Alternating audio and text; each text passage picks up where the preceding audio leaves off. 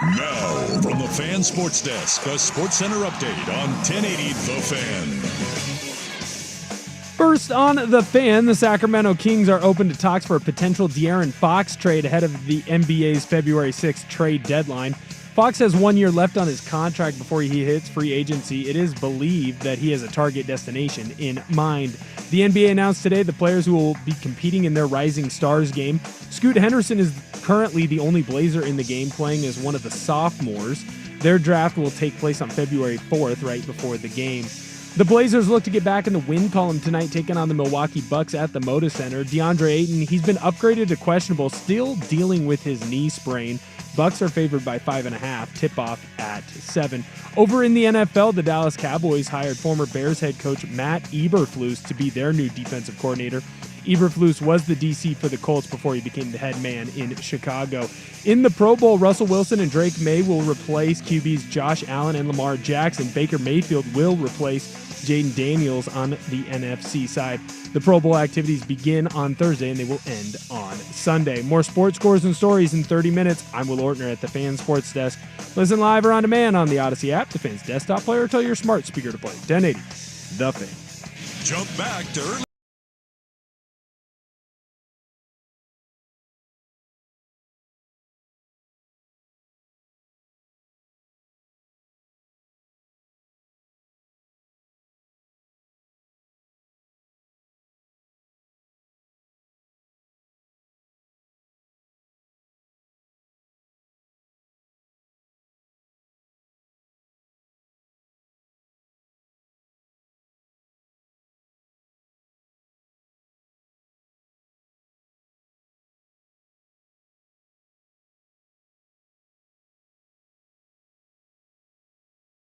Welcome aboard! Ahoy! It is not Isaac and Sook, it is Buck and Sook, an SOB edition of Primetime today. Sook, Ortner, and Buckley here.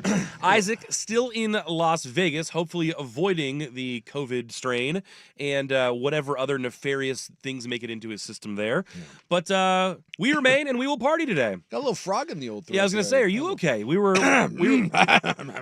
discussing some Arizona after effects for you, but it didn't include whatever that was. No, I'm starting to get. I felt much better today. The vision's starting to come back a little bit. You know, we're settling in this routine. But yeah, I got a little frog. Now I'm all worried because Schulte was spreading whatever god awful disease he had. So I'm just like, I'm always like hyper vigilant now. Like, yeah, Schulte yesterday had to leave the show because he was vomiting everywhere. Yeah, I think he's supposed to be back to do the Hot Corner show tonight. He's not. That is me. Oh, okay. There's a lot of Will Ortner for the rest of the day. A lot of Will Ortner. Okay. Well, good thing. I was asked. Well, you're in the puke chair now, so enjoy that. I hope everyone disinfected. I did my best to disinfect it yesterday. There was a little... Being sick is a choice. Have we learned nothing from Coach Lanning? And I'm just going to choose not to be sick. Well, I think Schulte's bubble guts had other plans. But yeah, if you got bubble guts, and like especially if it's coming both ends, like there's nothing you can do about it. I will give Schulte credit, dude. That guy tried to puke and rally. Yeah, he tried to hang in there. Like, I'll tell you right now, I've been doing this for 21 years. If I throw up, and I do try to, believe it or not, like...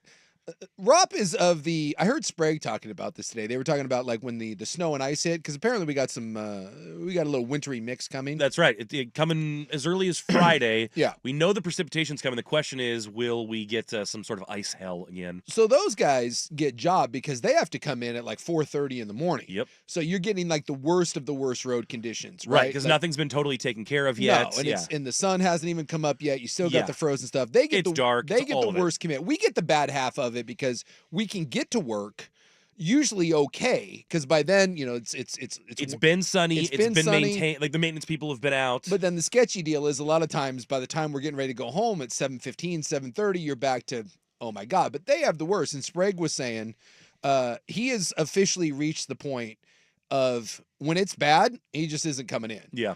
And I remember, see, Will's in the old Sprague mode. Will and Dirt used to be like the plucky go-getters that they're coming in no matter what. Yeah. right? And we've all Well, had and that. I used to do that with the morning show Yes, too, because yeah. I did it with Dusty and Cam, and there were times I was coming from like the windy roads of Yeah, Wilsonville. and I you're was still like, living at my mom's. I'm like, I don't know if I'm going to make it, but like someone's got to push those Someone's buttons, got to. so I'll be there. Yeah, Klondike Will Ortner will not miss a show. Like that's how We're this gonna started. let a little- Was an ice storm.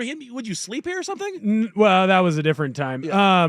We're gonna let a little bit of ice beat me. I'm not letting Mother Nature be So, my master. Hey, I I was was- dominating about that. I was proud of the fact that Sprague today was like, just so everyone knows, when it's bad, I'm not I'm coming just in. not going to be here. And that's me. I just there. I am not. If there is a chance that my car is sliding off a bridge, and I'll tell you what, that one guy that was coming from Vancouver into Portland, he owned I think it was a Mexican restaurant.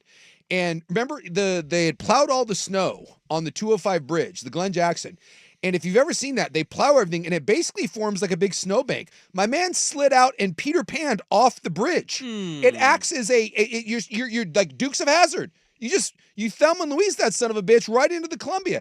Oh dear. Once that happened, I'll tell you right now, if there is pile up snow on the bridge, guess who's not coming in under any circumstances? That would be Me. Suk. That's not happening. Look, I love my job. And yes, I do feel like give you no cookie. I have a pretty good work ethic. Rob could be like, ooh, seems a little windy out. We're not doing it. I Yeah. do have a little bit of the old football in me where you don't miss work. Yeah, Rob could probably parlay the this record dry spell we're on and Yeah. being like, next time the water comes down, the roads will probably be slick. I Guys. don't think it's safe for me I to be do out. have a vague recollection of getting absolutely screamed at by you because I came in and then you had to come in. Yeah. Like there's just like there I is do want that clear. there is a certain point where like it is not worth putting anyone in danger. Rob goes to the extreme one way or the other. I feel like I've settled into the middle, but the young Sure. plucky guys, they'll come in no matter what. And I love that Sprague said he's officially and Dirt's on board. We're not doing it. The one guy who's different is Swag's been here like 70 years. And he's still got that. He won't care. Hell or Yeah. high water, I'll do it. Swag's like, the people need me. Dude, no, they don't. They'll be fine. Well, I remember during COVID, we all got the little official documents to go in our Yeah. cars that said we were essential employees. And Oh, some believe me. people take that real serious Yeah, when you're Swag- essential. I think Swag has that letter framed and just keeps it up in his like office at home. So when he wakes up, he's like, yeah, essential personnel. But Schultze is of that ilk where Oh yeah. him and Will, because they're it's like the young crew, they will not be deterred. And the fact that Schultze threw up three times before he told us yesterday, hey guys, and by the way, he was very apologetic and he was really sorry on his way out the door. I'm like, dude, you don't need to be sorry for feeling like ass. and by the way, he was kind of asking permission. yeah. Schultze was like, hey guys, It wasn't like I gotta go. It's like I just want to let you guys know what's happening back here, and Yeah. like I had to cut him loose. Be like, go, Schultze, dude. go. He had once, I can't say what, Schultze had a major family thing, like major. Just when, again, not telling his business, but Sure. it was one of those like, what in the hell?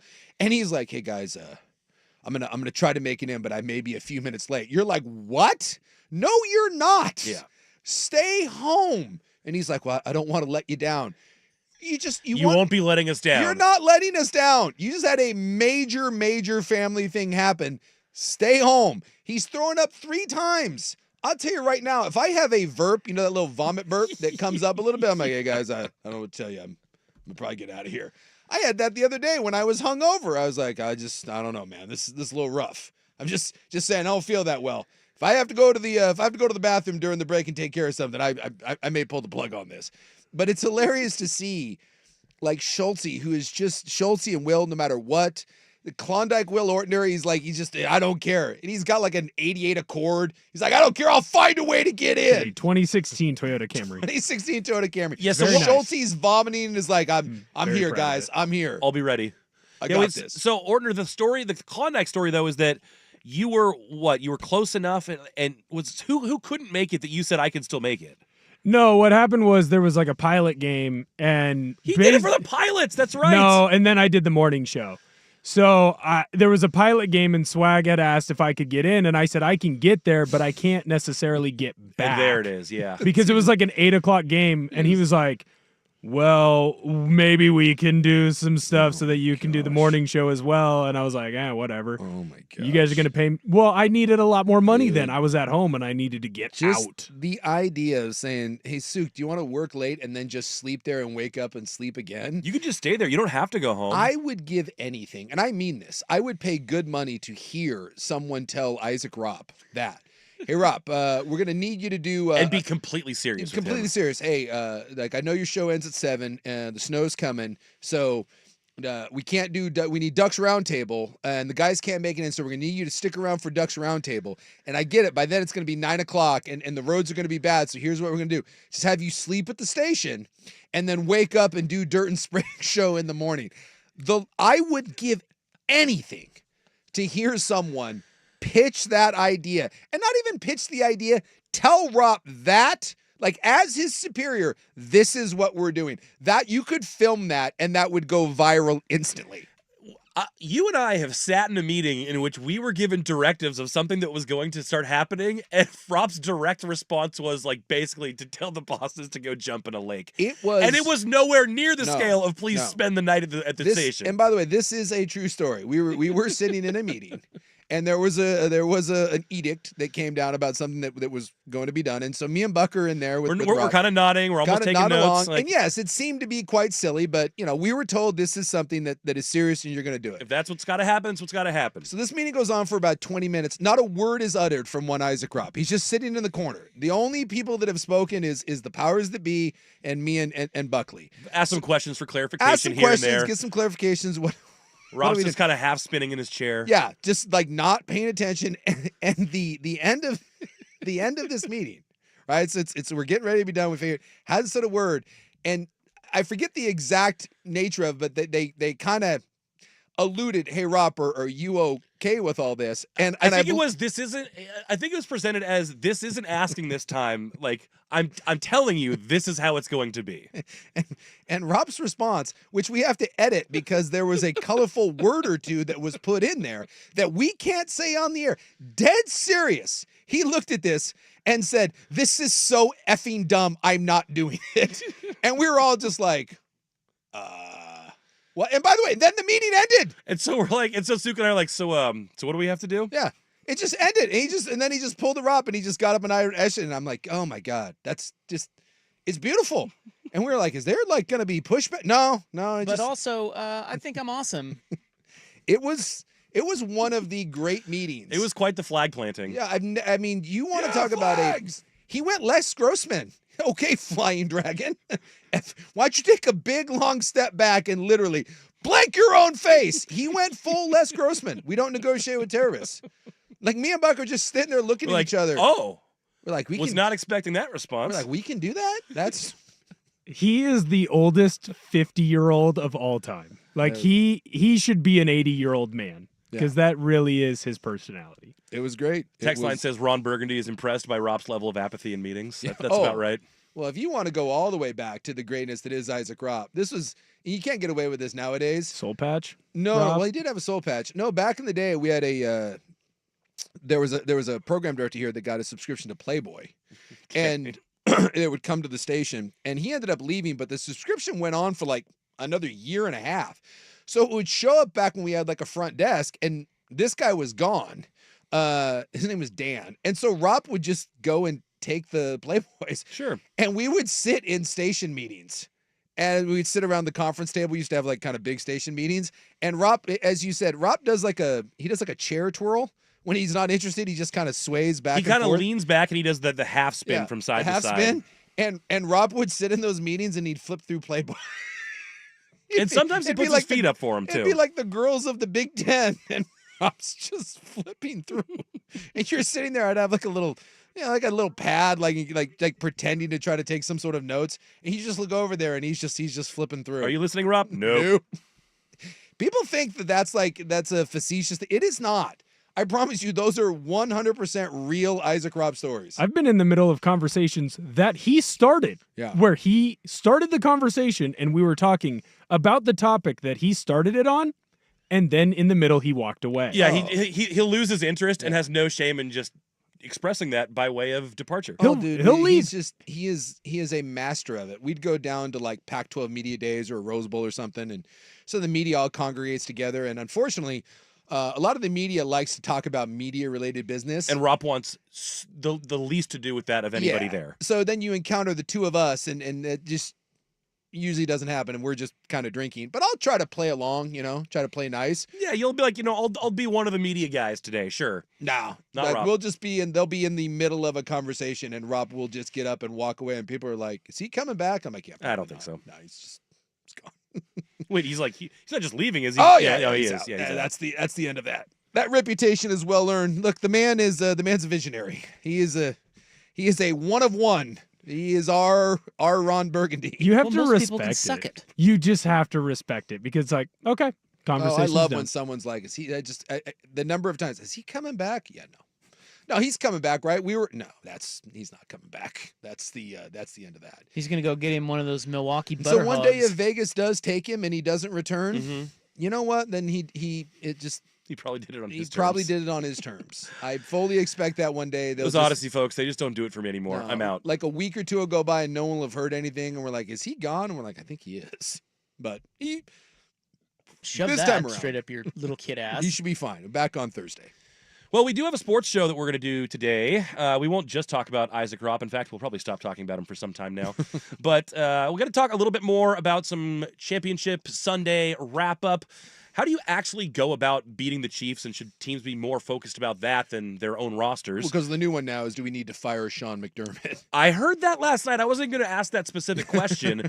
My question is more like, if you know that that's what it is that's out there that you've got to beat, what can you actually do about it? We'll have a conversation about that. And then what it takes to be a head coach in the NFL, a unique perspective from a dude who just did it, as well as some first impressions of the new NFL coaches. We've got some interesting sound bites to play, especially from one Liam Cohen, who kind of seems like a goofball. In the news today, is downtown Portland back? We've got some numbers that will tell a story. Let's go, baby. Let's go. And how much money do you think you can get from a resort for getting hit by a snowmobile? That lawsuit is pending locally. You know what? I'll tell you right now. I'll take a snowmobile. Maybe not when you hear the extent of these injuries. We'll see. Look, I feel like I'm pretty confident I can, as long as I do a shoulder roll, a snowmobile isn't taking me out. Yeah, I I'll think I'll take one of those. I think this individual was on skis when it happened, so they couldn't get out of the way, and That's no good. there was no shoulder roll. Let's just say that. In the club, can you sue a rideshare service for being too fat? Additionally, a man documents all of his spurned advances on his own wife and puts it on a spreadsheet. We can get into all of that, but coming up next, I want to talk a little bit more about Patrick Mahomes, how you stop him, and what other teams are supposed to do about it. It's Primetime, an SOB edition on 1080 The Fan.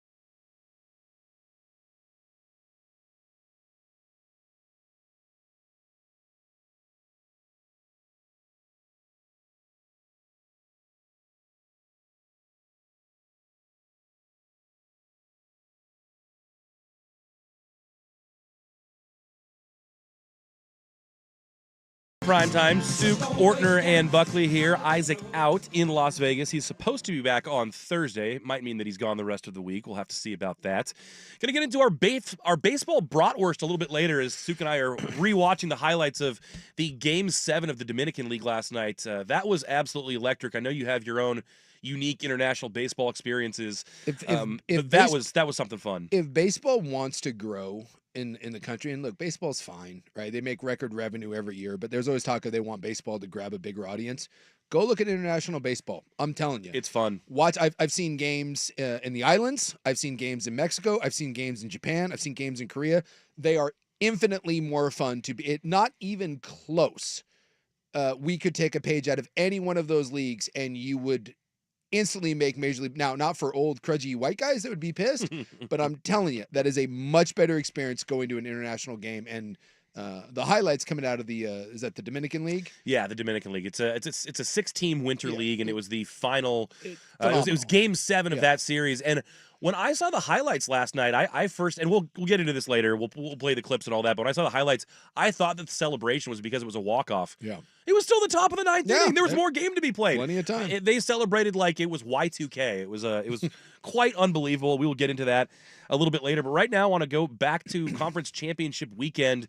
And you referenced this question that people are bringing up today, which is a silly one. Should Sean McDermott be fired, or should a John Harbaugh, who's not been able to get over the hump, get fired because they can't beat the Chiefs? And I don't know that that's a reasonable question to ask. But I do think after watching what Mahomes and Reed continue to do and only seeing them get toppled by the Bengals that one time, my question now becomes, if you're a team, at least in the AFC, it feels like so much of football is we're focusing on us. We're doing what we want to do. We want to dictate things. Sure. Here's how we want to be. But is there some part of you that needs to now start to engineer your team to be able to beat that team specifically? Or what do you do to compete with them? I know that's a really broad stroke question to ask because it doesn't seem as simple as, just change your head coach or call a different play. Sure. Like, first off, let's address the Sean McDermott stuff. Sean McDermott is a really, really good coach. And, since he took over, the Bills are one of the winningest franchises in the NFL. Problem is they're running into a true dynasty, and this happens all the time. Like, again, go ask Karl Malone and John Stockton or Charles Barkley or any one of the other guys. Luckily for Akeem Olajuwon and Clyde Drexler, Jordan retired. Like, sometimes you run into these people. Think about how many people would have Super Bowls if it wasn't for Tom Brady, right? So can we first address the fact that it's really hard to beat arguably the greatest dynasty in the history of the NFL, right? If they finish this off and it's 4 and what? That'd be 4 and 5 years or 4 and 6 years. I think it'd be 4 and 6 4 and because they missed it one year, they lost one, So 4 and 6, 3 in a row, never been done. Mahomes would have the greatest start to any quarterback in history, and really would already, after a short career, already be staking his claim to the greatest to ever do it. Certainly, I think if he wins this, you tuck him in behind Tom Brady.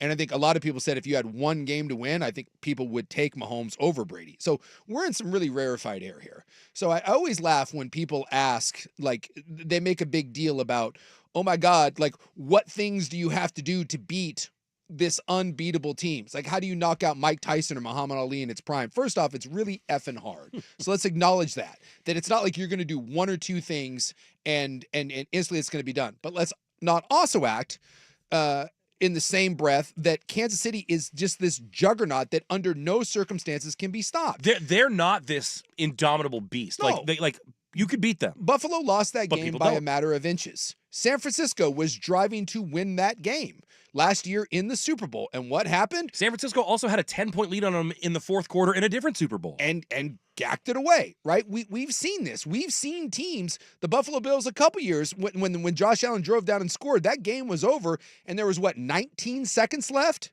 I think was it 17 or 19 seconds, and they went down and got into position for a field goal. I think it was only 13. Was it 13? 13. Whatever it was. So, let's not act like Kansas City is just mowing teams over and teams can't be competitive. The difference is what we were talking about yesterday, is the difference is in the margins. This is the most buttoned up, don't beat ourselves team, and then you have arguably the most special player of all time in Pat Mahomes. But we've seen different versions. A couple years ago, this whole new craze that everyone's running in the NFL right now of 2 high safeties, cover 2, keep everything in front. Why did that come to be? because they didn't want to play the Kansas City Chiefs anymore. Kansas City used to be this just high-flying, throw the ball downfield. Mahomes runs around and hucks the ball down to Tyreek Hill and Hardman and all these other speedsters, and teams were like, okay, you're not doing it on us anymore. We're playing too high. We're keeping everything in front. We're going to keep you in the pocket, and we're going to make you go 5 to 10 yards at a time. And Kansas City, for a while, kind of got bogged down with that. If you look at Mahomes' regular season numbers, they kind of have, they are not what they were back at the beginning of his career. They've at least plateaued, if not dipped some. Yes, teams have made it. And the beauty part about Kansas City is this is why Kansas City is the best organization, or the best, because their organization actually is not that great, but they have Andy Reid, they have a great GM, and they have Their front office. their front essentially. office.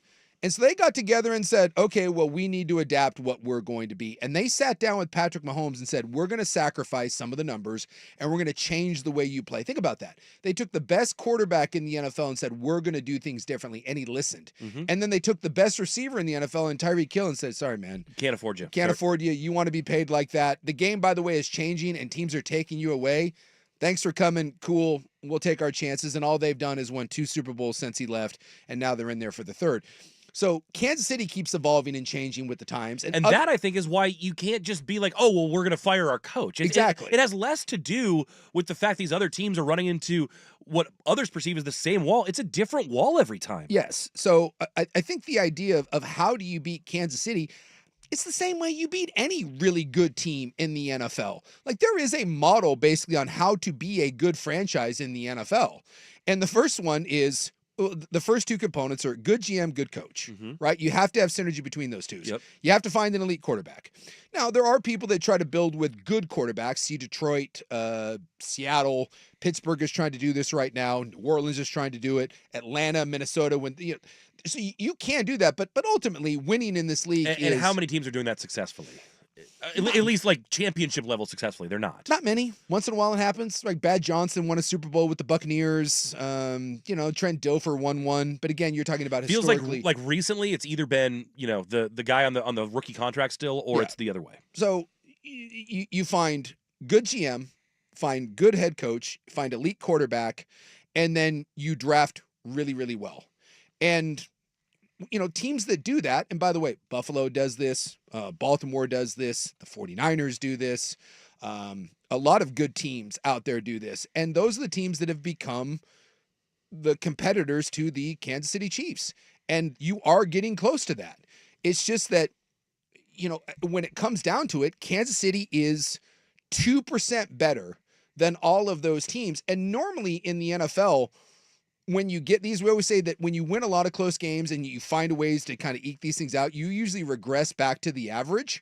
And Kansas City is the one true outlier. And so this is just my working theory on it, is with Kansas City, you have what you have in a lot of these teams. You have an elite franchise with an elite coach, an elite GM. You look at the way they have turned over this roster and the guys that they have brought in smart free agency, by the way, not dumb overspending free agency, which we see like the Miami Dolphins.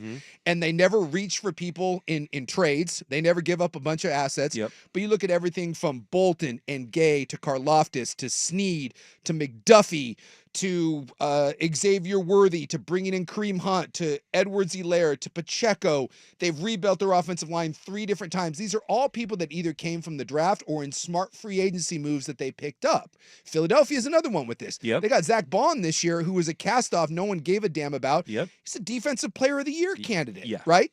They go out and take Saquon Barkley. The Giants are like, you're beat up. You're kind of... You're a little bit too expensive. We can't really use you the way we want to. And then now he's like Offensive Player of the Year. Right? And then look at the way they've built their O-line and look at the draft they've had with Jalen Carter and Smith and all the Georgia players. By the way, they drafted 2 all-pro corners this year in Mitchell, the kid out of Toledo, and Cooper DeJean. Both of those guys, as rookies, are playing at Pro Bowl levels. Yep. Like, that's how you do it. So I don't think there's a big difference between the Ravens and the Chiefs and the Eagles and these teams. The difference is 15. The difference of why Kansas City, in my mind, keeps making the 2% more plays. Mahomes on one side and Spags. I think Spags does not get, we're talking about the Steve Spagnuolo, the defensive coordinator. The last 2 Super Bowls to me are more about the Chiefs defense than the Chiefs offense. They have been a dominant defense, and their offense plays good enough, and then on third down and in big clutch moments, they turn to 15 and they say, hey, be Superman. Yeah. And he, more than any other player maybe in NFL history, he's the best third down, fourth down quarterback I've ever seen in my entire life. Mm-hmm. And then in big pressure moments, what does Spags do? They ran that pressure look against Buffalo. They ran that, I think, 4 times in that game and never brought the pressure once. And he sat there, Spags, all game and was like Like I'm a tiger just, laying in wait, just I'm waited just and waited sitting and on waited. this. Yep. And the moment they needed it, he's like, here's a look you've seen a handful of times. Oh, and by the way, now I'm bringing it. He did it last year against the 49ers to close them out. All that guy does is dial that up. And so that's what I'm saying. It's the 2% difference. Is Mahomes light years better than Lamar and Josh Allen? No, but he is slightly better. Is Spags in the big moments slightly better than the other defensive coordinator, or in this case, the offensive mind coming up with schemes to stop him? Yes. Is Andy Reid, with time to prepare, one of the best coaches? You have this weird confluence of events where you are 1 to 2% better in these 3 little key areas. And that's the difference. And you add those up, that's where you win in the margins. So this idea of what you do to beat Kansas City, you have to be better in the little attention to detail. And if I can point to any game that they've played close in the playoffs and in the Super Bowl, and we can probably point to 2 or 3 plays, and if one of those plays gets made by the other team, we're not talking about this dynasty. Mm-hmm. So I think it's to me almost, it's impossible to say what do you need to beat Kansas City because it's already there. You just need your team To go get it. in those big moments Yep. to make one extra play. And we're talking about this differently, but that's how hard it is in the NFL to consistently make that one play. And that's why Kansas City maybe goes down as the greatest dynasty in modern NFL history because they consistently do it. But And as you've mentioned, they never make themselves vulnerable. It's always the other team yes, that trips up, and they gets trips up first. and they don't make they don't turn the ball over. They don't have a lot of dumb penalties, right? And that goes back to they're just a buttoned up team. Yep, top to bottom. Well, now is as good a time as any to remind you that it is time to enter the daily Slam Dunk in Vegas contest. Entering's easy. Just download the free Odyssey app, log in, and listen to 1080 The Fan or any participating station. Listen each day for a minimum of 1 hour for your daily entry. The winner of this national contest will receive travel and accommodations for 4. That's the winner and 3 guests to Las Vegas, plus $20,000 in spending money. That's $5,000 for each of you to fund the ultimate viewing experience for the first 2 rounds of the college basketball championships. Come back each day and listen for another hour to add another chance to win. Keep listening for more info or go to 1080thefan.com. Okay, coming up next, coaching carousel is big in the NFL right now. Still one vacancy, and actually some reports today about that one vacancy in New Orleans. But what it takes to be a head coach. One guy who was just recently an interim opened up at his first press conference. I want to get Sook's thoughts on that as we tee up some coaching carousel news, and then careen into In the News, the Hot 5 at 5, and our baseball bratwurst. That's all coming up a little bit later in the show. But first, Ortner has the SportsCenter update. Now, from the Fan Sports Desk, a SportsCenter update on 1080 The Fan. First on The Fan, the Blazers look to get back in the win column tonight. They're taking on the Damian Lillard-led Milwaukee Bucks. That game's going to be at the Moda Center. DeAndre Ayton has been upgraded to questionable. He's still dealing with his knee sprain. Bucks are favored by 5.5. Tip-off for that game is going to be at 7. Speaking of Blazer young players, the NBA announced today the players who would be competing in their Rising Stars game. Scoot Henderson is currently the only Blazer in the game. He's playing as one of the sophomores in said game. They're going to have their draft take place on February 4th before they play the Rising Stars game. The winner of that will get to compete against the All-Star teams in some capacity. Trade news in the NBA, the Sacramento Kings, they're opening talks for a potential De'Aaron Fox trade ahead of the NBA's February 6th trade deadline. Fox has 1 year left on his contract before he hits free agency. It is believed that he has a target destination in mind. Over in the NFL, the Dallas Cowboys hired former Bears head coach Matt Eberflus to be their new defensive coordinator. Eberflus was the DC for the Colts before he became the head coach in Chicago. More sports scores and stories in 30 minutes. I'm Will Ortner at the Fan Sports Desk. Listen live or on demand on the Odyssey app, the Fan's desktop player, or tell your smart speaker to play 1080 The Fan. Tired of getting dinged by subscription?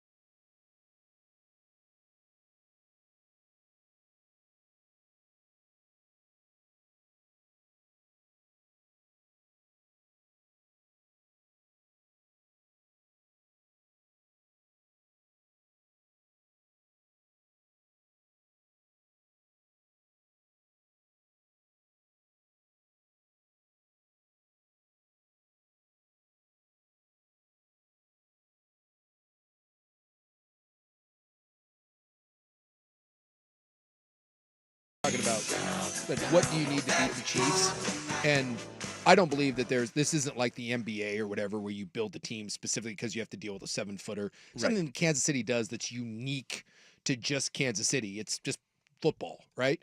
But like take a team like the Bills. And for the Bills to just keep repeating this over and over again, right? Some people may be like, that's insanity. But every year, every team tries to get better. That's why I think at the end of the year, I think it's interesting to take a look at teams and say, where do you go from here? Because when you don't win the Super Bowl, even if you do win the Super Bowl, you still like if Kansas City wins again this year, they have to look at it and be like last year, right? They had to make it to Snead, Ladarius Snead, and they had McDuffie. Snead wanted a bunch of money, and they were like, well, he's expensive, we can't, so you keep McDuffie, and then you get rid of Snead and you trade him, and you're constantly moving around.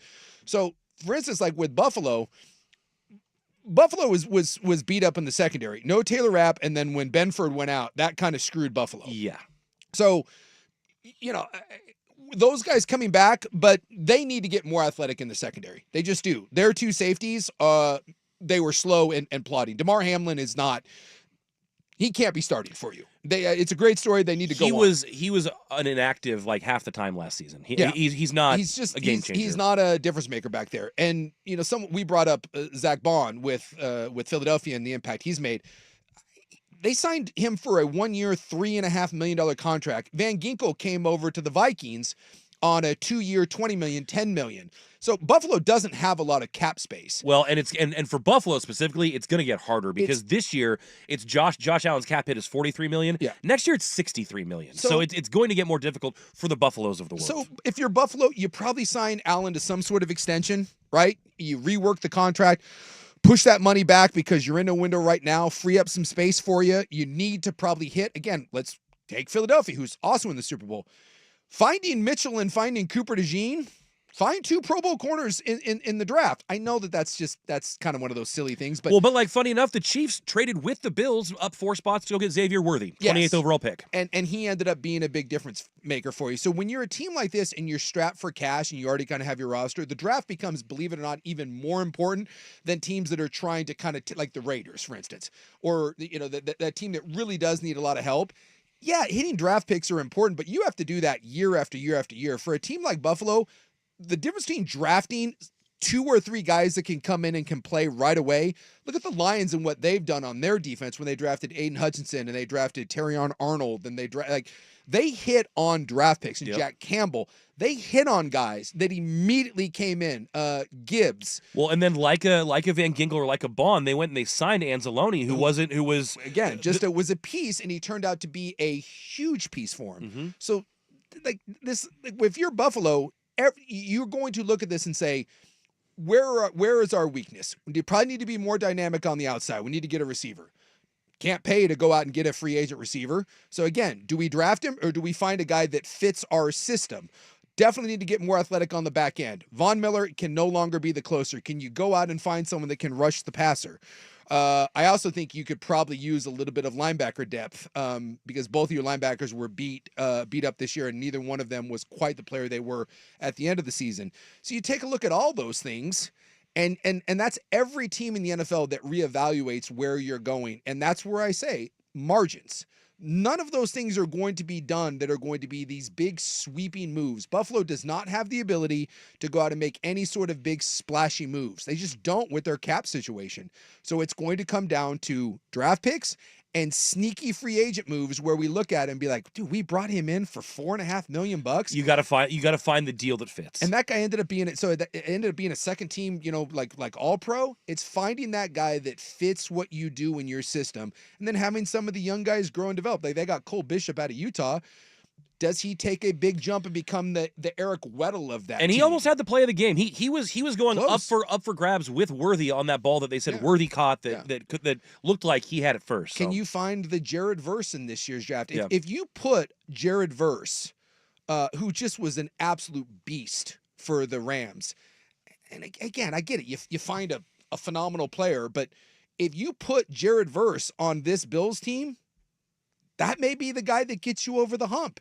If you find a dynamic secondary player that was able to be a shutdown corner or a great safety, maybe that play to Worthy doesn't happen in the second half. That's the margins, and those are the sort of players that that Kansas City has brought in that maybe aren't the brand names that you think of, but always seem to come up with the biggest plays at the biggest times. I do think it is important to mention too with the Bills. Like I think the moves they made last year put them in a closer spot so that the margins are that much thinner. Like remember, Agreed. they got rid of old wide receivers on the outside. Yes. And Yep. Keon Coleman is already in house. That is a guy that could potentially turn into that he could take a outside jump threat for that you sure. were looking for. Yep. Shakir this last year took a big jump forward in that slot spot. Absolutely. They took a swing at Right. Cooper, didn't really work out. He's a guy that He's old. You He- thought he was going to come in and be a big factor for him. He wasn't. But So, you know who was? Cook out of the backfield. A guy that you Yeah. didn't necessarily think you were going to beat. Like they were a live on explosive plays and kind of die by it too if Josh throws a bunch of interceptions. And they changed that style. They leaned more into that big offensive line, letting guys like Spencer Brown and Deion Dawkins just like run roughshod through guys, right? And then leaning on James Cook. James Cook averaged 8 yards a touch in that game. And so I think that's why there's a lot of like complaint on why he didn't get more touches on that final drive. But I do think that the Bills have shown that they can make those moves and those tough decisions. I mean, they got rid of a lot of their secondary that was old. Now, not everybody hit, but they are closing in on the margins. It just feels like they're either one player taking that next step. It could be Coleman. Maybe it's Dalton Kincaid in that tight end spot. Or is it finding that one player in the draft that can be that pass rusher or that defensive back? They're clearly willing to make the moves as opposed to other teams that have decided not to make any moves and are just going to eventually die out once their players get too the old. Bills, the Ravens, the Eagles, the Niners before this year, they're right there. It's just, can you find the one or two things that put you over? And you're right. I thought the Bills did a great job this year of saying, okay, and everyone criticized Buffalo. Like everyone wanted to bury him because they got rid of their receivers. They made necessary adjustments that were counter to what a lot of people thought they needed, and it worked out really well and for they them. just said, hey, we're going back. We're going to become a power team. We're doing that 6-man offensive line a lot. We're going to keep Josh Allen kind of on reins and not have him throw the ball 45 times and make dumb interceptions. And lo and behold, this was a great version of the Bills that, I think if they play that game 10 times, they probably win 4 of them, maybe 3. I mean, Kansas City, 5. again, proof's in the pudding, but they played twice this year, and both of those games came down to one final drive, right? And on the regular season, Josh Allen made the play to close out the game, and on this one, they were 1 inch away and a tough catch away. So, Yep. 1 inch away twice, maybe. yeah. So they just be careful with we need to make sweeping changes when you're literally a foot and a half away a couple times. Tweaks, not major restructural changes, because You don't need to burn it all down. No, the only team that's ever really done that's been successful is the Tampa Bay Buccaneers. Tony Dungy built the Buccaneers into a really good team and didn't feel like he had the offensive chops to get him over the top. And they went out and got John Gruden, and Gruden got into a Super Bowl. And then after that, they did nothing, but it did get him a Super Bowl. They were a team that was successful, that decided to flush it and try something different. And that doesn't happen very often, but give credit where credit's due. Gruden did take Dungy's team and get him over the hump. Well, as the coaching carousel turns, one former interim coach spoke up today about truth-telling and what it takes to be a head coach in the NFL. I'll get those comments next. Listen to Primetime, 1080 The Fan.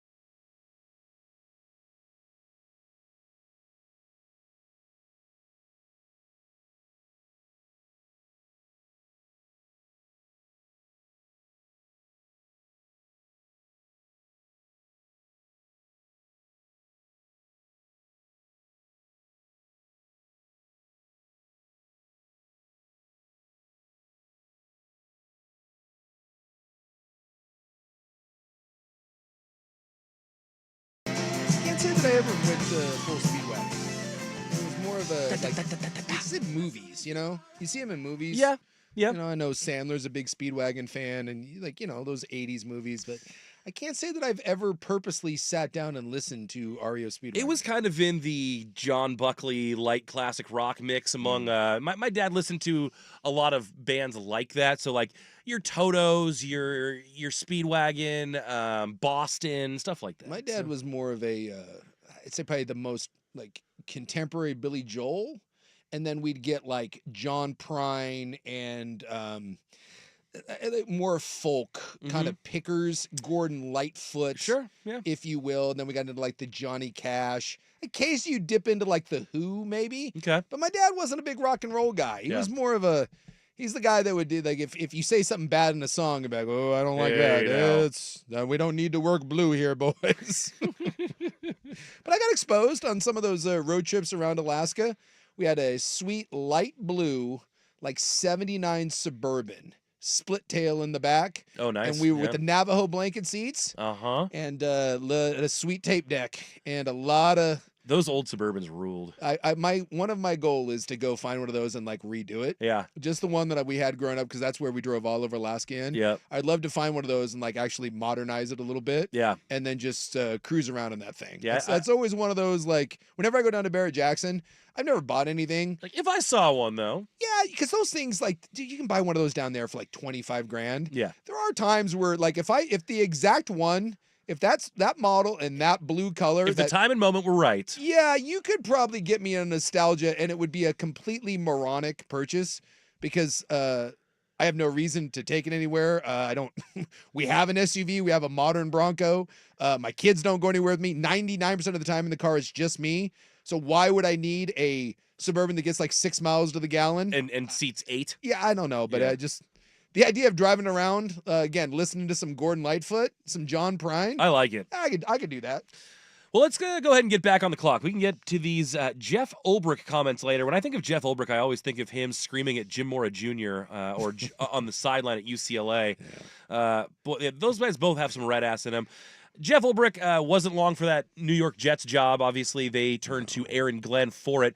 But I did think that what he said about his time as the interim head coach was really important, and he talked about that at his new gig in Atlanta, where he's the DC now. And we'll get to those comments coming up next. Plus, the coaching carousel, first impressions, and what needs to happen for some of these coaches to be successful where they are. One of them might be the most confounding hire that I can ever remember. Well, no, that was Jim Tomsula. The second most confounding hire that I've ever seen in the 20 years I've been doing this. It's coming up next, hour 2 of Primetime, 1080 The Fan.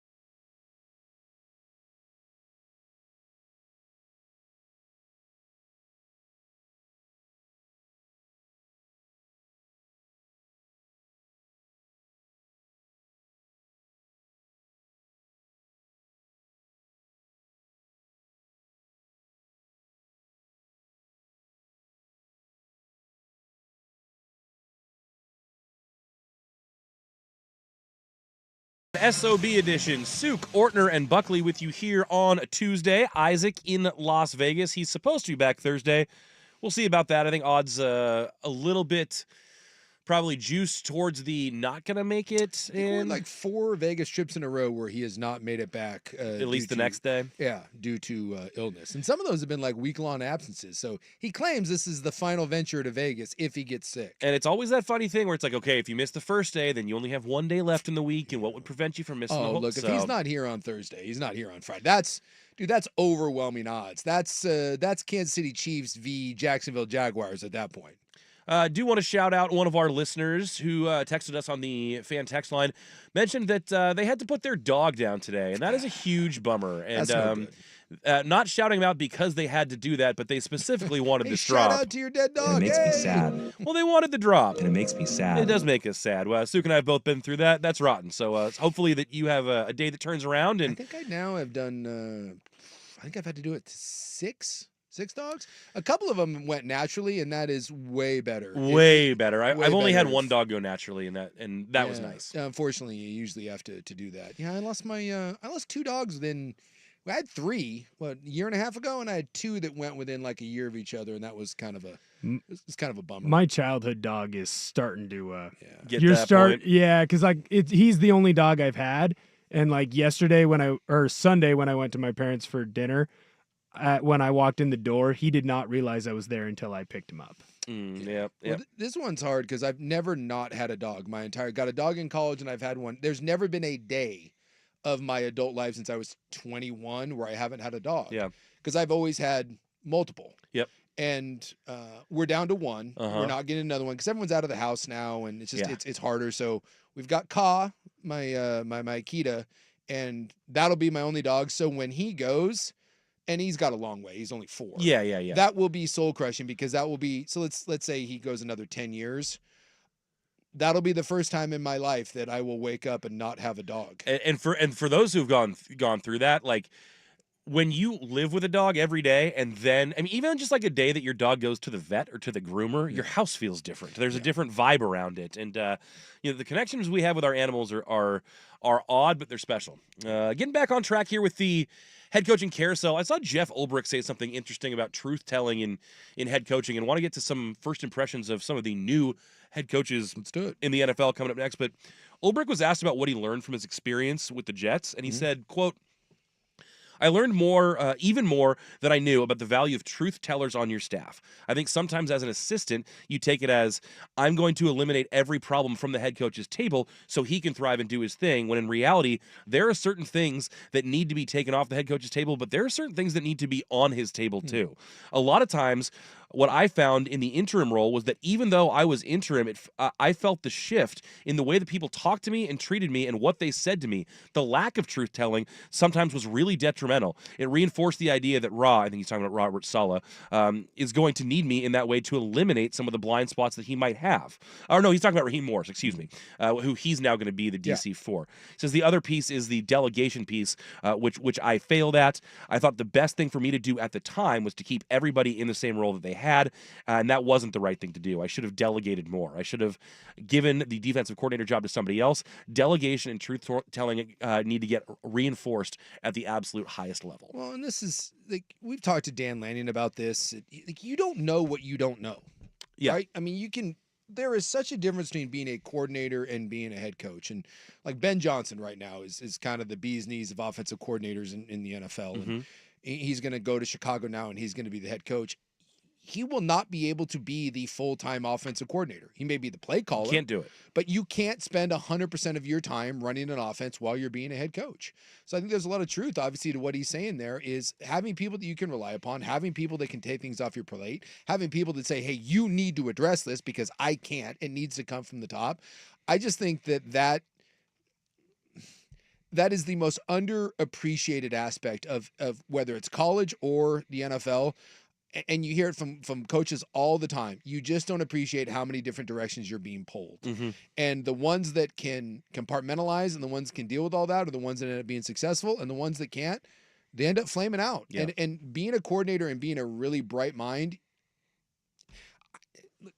it's not it gives you obviously a leg up because like with Andy Reid, right? Anytime Andy Reid hires a new OC or whatever, it's still the Andy Reid offense. Right. With Dan Campbell in Detroit, as you go out and you bring in a new OC, the offense is going to change. Yeah. Right. Because Ben Johnson's offense kind of goes with him to a degree. And you can bring in someone that is has similar concepts to Ben Johnson. You can say, hey, we want to play inside this structure, but it's still a new offense. It's still going to be a new offense. Yeah. They promoted their defensive coordinator from within.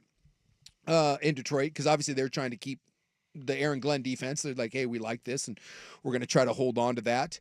But so being a coordinator and being a play caller certainly has its advantages. Ben Johnson's bringing his offense, but if you think that Ben Johnson is going to have the same role in Chicago that he did in Detroit, that ain't happening. And if you try to do that the Josh McDaniels way, most of the time you fall apart. Yeah. You get the guys that squeeze so tight and are like, hey, this is what I'm going to do, and all the other stuff starts to slip through the cracks. It is just, it's like we give CEO coaches a bad rap, the Mike Tomlins of the world, the Harbaughs of the world, but there is something to be said for having a guy that can delegate all that stuff. And even if you're not exactly building an offense, building a defense, even the ability to go out and hire coordinators that get along and hiring coordinators that go along with your philosophy, or marrying an offense and defensive coordinator together and kind of just the administration of a essentially. It's really a mother bear. Well, and again, that goes back to like, how do you beat the Kansas City Chiefs? Find a staff that all goes together, and by the way, find a truly elite defensive coordinator that can't get another job, and find an offensive mind that can't go anywhere because he's your head coach. Yeah. Kansas City has something really, really special going in there. Well, so this is kind of what I wanted to do with these new head coaches, and I think it's unfair to ask the question, will they or won't they be successful? There's too many things at play for all of these. Absolutely. So I think the better question is, what has to happen for these coaches in their new positions to be successful? And since you started with Ben Johnson, let's start there. I mean, he was seemingly the top coveted candidate in this coaching search cycle for a lot of these teams. He goes to Chicago, where there's a decent roster and a quarterback who struggled his first year, but has a ton of talent. What has to happen for that to end up being a good hire? I think what you look at with Ben Johnson is, again, what we just talked about. Can he make the transition? What you hear about Ben Johnson is not the most dynamic guy in the world, right? Ben Johnson has a little bit of the offensive nerd. Sits in his room, not the biggest personality, really wants to be hyper-focused on his offense, and he's got a million concepts going through his mind. Yeah. Can he find someone to take over, let's say 60% of his head coaching duties, and allow him to only backtrack on the offensive side of things, maybe 20 or 30%. Right. Because I think you're bringing in Ben Johnson not for the CEO type. You're bringing in Ben Johnson for Caleb Williams and to get that offense humming. And to get that offense humming. I think the best thing that he did was bring in Dennis Allen. He went out and got you cannot argue with the fact that Dennis Allen had really good defenses down in New Orleans, and a guy that has head coaching experience. Yeah, and he's had he's had a history of good defenses most of the places he's been. So to me, what needs to succeed in Chicago is if Ben Johnson can look at Dennis Allen and just check that mental box and say, off my plate, this is your thing. Like, I understand I'm the head coach. This is me. I'm the CEO of this whole thing. But Dennis, I need you. Instead of both of us taking 40% of our time away from what we do, let's take a smaller percentage of our time, divvy up some of the CEO type stuff, and let each one of us spend 70 or 80% of our time focus on that. Because if Ben Johnson brings that talent in Chicago, is there. Yeah. It's there. You got to get a little better on the O-line, right? But that is a good roster, and you've got a young quarterback. If you can bring 85% of Ben Johnson's offense in Detroit, and you bring 85% of Dennis Allen's defense from New Orleans, that should work in Chicago. Yeah. I thought the Dennis Allen hire there was a stroke of genius, and now it just comes down to, is Ben Johnson a leader of men? Can he get everyone pulling in the same direction? And that is the biggest question. But he seems to be kind of the brightest star of this coaching search. You know who else was that way? Josh McDaniels. Yeah. And he flailed in two spectacular fashions because he couldn't relate to players. He was an ass and no one liked playing for him, and he literally could not get out of his own way. So this more is about, does Ben Johnson have the temperament and the ability to kind of take the 30,000 foot view, because everything is there right now from a personnel standpoint, from a defensive coordinator standpoint, and certainly an offensive mind for Chicago to hit the ground running. I feel like you know who he needs to get to buy in and spread his message to the players, because you know this, Suk. If a coach can say all that he wants, but it doesn't mean as much until a player actually starts following along and repeating the same message. Yeah. It should be easy for him to get Caleb Williams under his wing and repeating what he wants to be said so that the offense gets that message.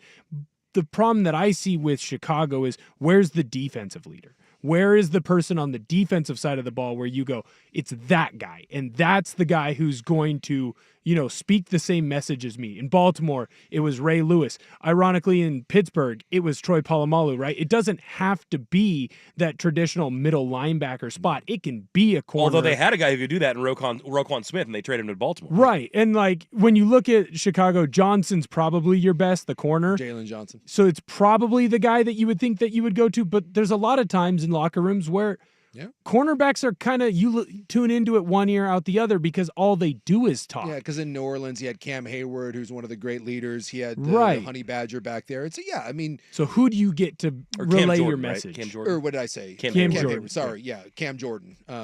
Cam Hayward's in Pittsburgh. Yeah. Got my Cams, but again, really stalwart guy. And you're right. Chicago, I think, has nice personnel. Maybe there's someone that maybe Tremaine Edwards in the middle or whatever. Jalen Johnson is your best player. But maybe you are missing that one kind of key piece. But again, maybe that's something you find in free agency or maybe you find through the draft. But I really I think with Ben Johnson, and I love the Dennis Allen hire, I don't think Chicago could have done any better. Doesn't mean it's going to work. And by the way, Caleb Williams may end up being a bum. We don't know. But I think there's a lot to like there. And I think that is a solid roster, which is why I think it was the most attractive job. I think it's why Ben Johnson took that job, and I thought he made a great defensive coordinator hire. So right now, if you're a Bears fan, I think you are cautiously optimistic that I think all the pieces are in place there moving forward. So one of the hires that was a little bit perplexing, mostly because the timeline of it was odd, was the Liam Cohen to the Jaguars one. And now we've seen and heard a little bit more Liam Cohen. So, but before we get into the talk of the hire, this was Liam Cohen when asked by a local reporter about building honesty. And that's really what this is going to come down to, is honesty. I want to surround ourselves with people that are going to be able to tell you hard truths, be able to show you your blind spots, because that's really, like I mentioned, where growth occurs, when you can truly be yourself and be honest with looking in the mirror, knowing that process to get you there was clean and it was right, and the results will speak for themselves. So that was Liam Cohen, and so was this. Jacksonville's thing is Duval. That's the county that they're in Jacksonville. And rather than touting like the city, everyone touts Duval, and they do it with a really long U. And someone in the media asked Cohen if he could do that at his presser, and this is how that sounded. Duval. Just kind of a goober. It's the kneecap but the bite kneecaps, but hey, it worked, right? It worked in Detroit. Liam Cohen, by all accounts, is a nice guy. People like him. There's obviously a pissing match going on around with the Buccaneers, if you don't know. So Liam Cohen interviewed for the Jags job. Withdrew because mainly it sounds like he didn't want to work with Trent Baalke. Mm-hmm. Went back to the Buccaneers, negotiated a deal with the Buccaneers to become the highest paid coordinator in the league. Yep. They agreed to it. One of the stipulations in that contract was you cannot interview again for the Jacksonville job. Liam Cohen, while he had that contract on the table and didn't sign it, went back to Jacksonville. Agreed, but didn't sign, right? Didn't sign, went back to Jacksonville, didn't tell the Buccaneers. The Buccaneers are trying to get a hold of him. They can't. Turns out the reason why he wasn't answering the phone call is he was in freaking Jacksonville. Jacksonville ups their money, probably at least double what he was going to make. They said they would give him Ben Johnson money, so probably close 12, 13 million. And so he doubles or triples the money that he was making there, and they basically let him pick the GM. And so now you have Liam Cohen as the head coach in Jacksonville. And it's a little interesting because this is a guy 5 years in 5 different places, and I think people really like what he's been able to do with his offenses, but he doesn't stay anywhere for very long. And so this certainly to me seems like the kind of coach that could be a one and done candidate. But I don't maybe know enough about him but what has to go right for Liam Cohen to succeed in this job? Liam Cohen, first off, pick your GM, and if you're going to pick your GM, that's it, because there are some places with this roster needs a massive overhaul. Name their secondary. Secondary sucks. Secondary absolutely stinks. Front seven's actually, it's not bad. Like they've got some things to like in the front seven. Offensive line needs to be rebuilt, right? Balky was such an idiot. He paid Cam Robinson all that money as a franchise left tackle. Cam Robinson sucks. He wasn't any good. You can't pay C to B level players A-list money. It doesn't work. So first off, GM comes in, roster needs a refresh, right? You need to get better on the back end, you need to get better on the O-line. But his biggest thing, obviously, with Liam Cohen, and this is why he's being brought in, is you look at what Liam Cohen has been able to do. He's a quarterback guy, right? The easiest way to get a job in the NFL is to be viewed as a quarterback whisperer. And you look at what Liam Cohen especially did with Baker Mayfield. Yep. That's where this is coming down, is there's an idea that he is going to be the one to unlock, Fix Trevor Lawrence. Yeah. Because Trevor Lawrence, for all the hype that Trevor Lawrence had coming out, Trevor Lawrence right now is not a franchise quarterback. No. Trevor Lawrence had 1 year where it looked like, all right, we got something going here, and since then it's been a bit of a mess. But there are some weapons there, right? You have a really good tight end, you have one of the best young wide receivers in the NFL. So I think this comes down to, can you get Trevor Lawrence comfortable, and can you fix what ails Trevor Lawrence. Trevor Lawrence? Yeah. And by the way, he was also the coordinator and the passing game coordinator with the Rams and did great things there with Sean McVay. Yeah. So he's viewed as one of these Sean McVay kind of wonder kids, quarterback whisperer. So, I mean, ideally improve the roster, but he is being brought in for one thing and one thing only, and that's Trevor Lawrence. And to me, if you're trying to fix young quarterbacks that have problems, the easiest thing to do is what? Run the ball, play action pass. Trevor Lawrence is a guy that wants to play in the confines of a system. He wants to be able to run the ball. He wants to work play action pass, play under center. This is the best thing that he can do. And if you do that, he's more talented than Baker Mayfield. But look at the way Liam Cohen got the Buccaneers run game going this year. If you want to know why Baker Mayfield was good, it was because of the ability to run the ball in Bucky Irvin. And by the way, I don't know that anybody thought that the combination of Rashad White and Bucky Irving was going to do anything for them. So if Liam Cohen can marry the run game and the pass game together, and this is like what the Texans did 2 years ago with C.J. Stroud. Right. It's what Matt LaFleur did with the Green Bay Packers. It's actually what Schottenheimer's saying he's going to do with the Cowboys. Yes. If you can find the biggest help for a quarterback that has lost his confidence or needs to get his feet going is to get the run game going. So you're going to say Liam Cohen comes in and fixes the Trevor Lawrence. I would say Liam Cohen needs to come in and fix their run game. Fix the run game, and I think Trevor Lawrence will be fine, and that's what you're being brought in to do if you're Liam Cohen in order to be successful. Run game, Trevor Lawrence, and then improve the back half of your defense. And Jacksonville shouldn't be that far away. We are not light years away in Jacksonville from being a good team. This is a team within a year or two should be back in a crappy division to being competitive if Liam Cohen is the guy. Well, let's turn the page to a couple other coaches. I want to hear from both Aaron Glenn, specifically on the Aaron Rodgers situation, if that's some toxicity he's going to try to get out of the building, as well as Brian Schottenheimer. What the heck are the Cowboys doing there? We'll get to all that coming up next. Primetime, 1080 The Fan.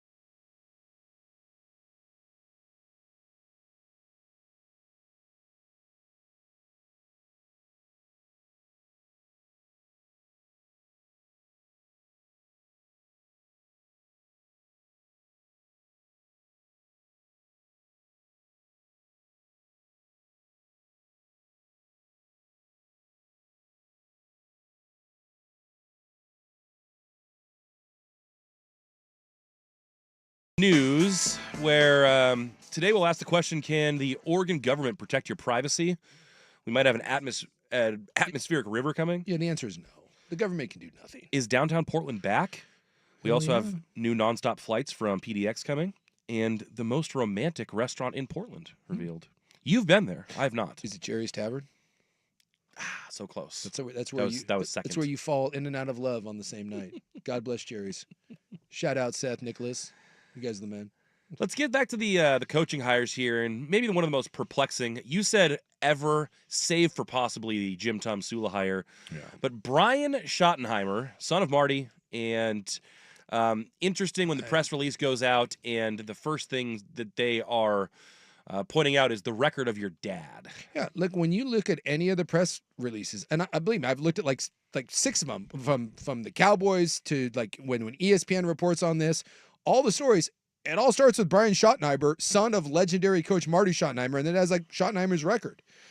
Because there's not a whole lot to put about Brian Schottenheimer. Oh, by the way, the Cowboys news dumped this Friday at 10 o'clock. This is old. Even the Cowboys know that this isn't sexy or impressive. This is old Portland Trailblazer stuff. The Trailblazers used to do this crap all the time. It'd be Friday at like 7 o'clock. We'd be getting ready to go off the air, and the Blazers would news dump something.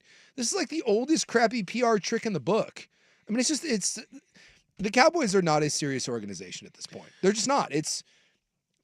I'm not going to say they're a bad organization because they win games, but it's been 30 years since they've been in a conference championship game, and this is why. They draft well. I think they build decent rosters. They win regular season games, but when we talked about with the Chiefs and like winning in the margins, they don't even win in like they're not even in the margins. They don't even like they only exist in the hashes. Like they don't win outside of the hashes. Like they are just a non-serious team, and this is another reason why. There's no way that any Dallas Cowboy fan or Dallas Cowboy personnel guy or Jerry or Stephen Jones or anyone can sit here with a straight face and tell me that today the Dallas Cowboys are better off going into next year than they were any of the previous years under Mike McCarthy. They're not, and they know they're not. There's They're a not. reason they were negotiating with McCarthy and couldn't come up. I mean, they wanted him to come back. This is a joke. This is an absolute joke. And at the end of the day, not bringing back Mike McCarthy came down to money. And the reason why that they hired Brian Schottenheimer is because he's cheap and he's in-house. And that is an absolute embarrassment. The fact that you didn't talk to any of the leading candidates, not at all. And that you eventually stumbled across a guy that was already down the hall in your building. Who wasn't good enough to be brought up then when the job was first open. And you news dump this on Friday at 5 o'clock. You say that it's the biggest risk you've ever taken because he has no head coaching experience. Oh, and by the way, he has not been up for a single head coaching job. Let me see, ever. Yeah. Not one other place wanted to interview him. Not one other place wanted to talk to him. And yet you decided that he was hidden in your basement down there, working under Mike McCarthy, not calling plays, and you decided that was your head coach. They're just, if you're a Cowboy fan, you have every right at this point to just say, you know what, I'm done with this crap, because you're not serious. You are not serious about winning. You don't care. Jerry Jones did this for two reasons. One is he's a cheap ass, which is staggering because he's one of the richest owners in the NFL. The dude is worth billions of dollars. He has the most expensive franchise in the world of any sports team. And he is balking at the idea of paying $10 to $12 to $13 million for a coach, which, by the way, there's no salary cap for coaches. You can spend whatever you want. And this is the area that you want to be cheap. This is the area where you say, I'm not going to spend $10 million on a coach. You are a cheap old curmudgeon. And you aren't serious. And it is not about winning. Jerry Jones wants to pick. I swear to God, this all goes back to Jimmy Johnson. He hired Jimmy Johnson, and Jimmy Johnson got all the credit. And Jimmy Johnson would throw it in his face. And I truly believe this, that maybe outside of Bill Parcells, that everyone he's hired ultimately it's because if he wins, he gets to take the credit for it. He wants to be the alpha in the room, the guy who did it. Yes. And that's, he wants to have control, and he never wants to be humiliated and shamed by Jimmy Johnson ever again. And Jimmy brought him Super Bowls, but it also brought 30 plus years of futility to the Dallas Cowboys, and he still can't get over that, which is why he made this garbage ass hire. And by the way, Schottenheimer maybe ends up being good. I don't know. He won't. But there is no indication, none, that he should even be interviewing for this job, let alone being hired for it. Do you want to hear from Brian Schottenheimer? What do you got, Brian? You know what? I think you'll like this because this is what Brian Schottenheimer would sound like if Brian Schottenheimer were telling the truth, much like a quote-unquote Brian Ferentz we've heard before or a quote-unquote Kyle Whittingham we've heard before. I'm Brian Schottenheimer, and I'm what you get when you order a head coach on Wish. I am the Temu of NFL coaches. I'm ready to do my part here and be the scapegoat when things inevitably crash and burn. A lot of Cowboys fans wanted Deion Sanders as the head coach, but I'm just as good. If Deion is the NBA, then I'm like that new women's basketball league that looks like it's being played during COVID. I can't wait to see what kind of game plan Jerry comes up with. Jerry's been sitting here giving me backhanded compliments this whole press conference. But that's why I'm the Cowboys head coach. I keep my mouth shut and just let Jerry roast my ass. Steven's smartest hooker is really good at managing the cap. We've been using her methods for years, and it's my job to keep it that way. Just like I played second fiddle as a backup to Danny Werfel, I'm ready to play second fiddle to Jerry. Actually, I think I'm more like the fifth fiddle behind Jerry's Asian masseuse and all his illegitimate children in Waco. And there is AI Brian Schottenheimer. It's just the dumbest hiring since Jim Tomsula. And Hope it works out for you, Cowboy fan. But at that's this saying point, something because there have been some bad ones in between now and then. if you're a Cowboy fan at this point, you have every right to just say, "I'm done. I'm not doing this anymore. We're finished." Is downtown Portland back? That's coming up. In the News is next. Primetime, 1080 The Fan. Now, from the Fan Sports Desk, a Sports Center update on 1080 The Fan. Sports Center is brought to you by 808 Hawaiian Restaurant. Add a little aloha to your super pigskin party with some Kahlua pig, terry chicken, and an island cocktail. Woodstock, Burnside, Beaverton, or online at ate-oh-ate.com.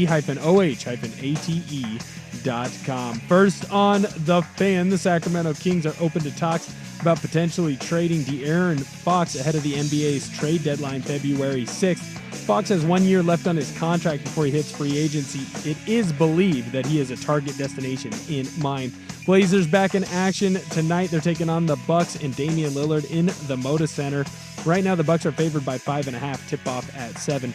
Over in the NFL, the Dallas Cowboys hired former Bears head coach Matt Eberflus to be their new DC. Eberflus was the DC for the Colts before he became the head coach in Chicago.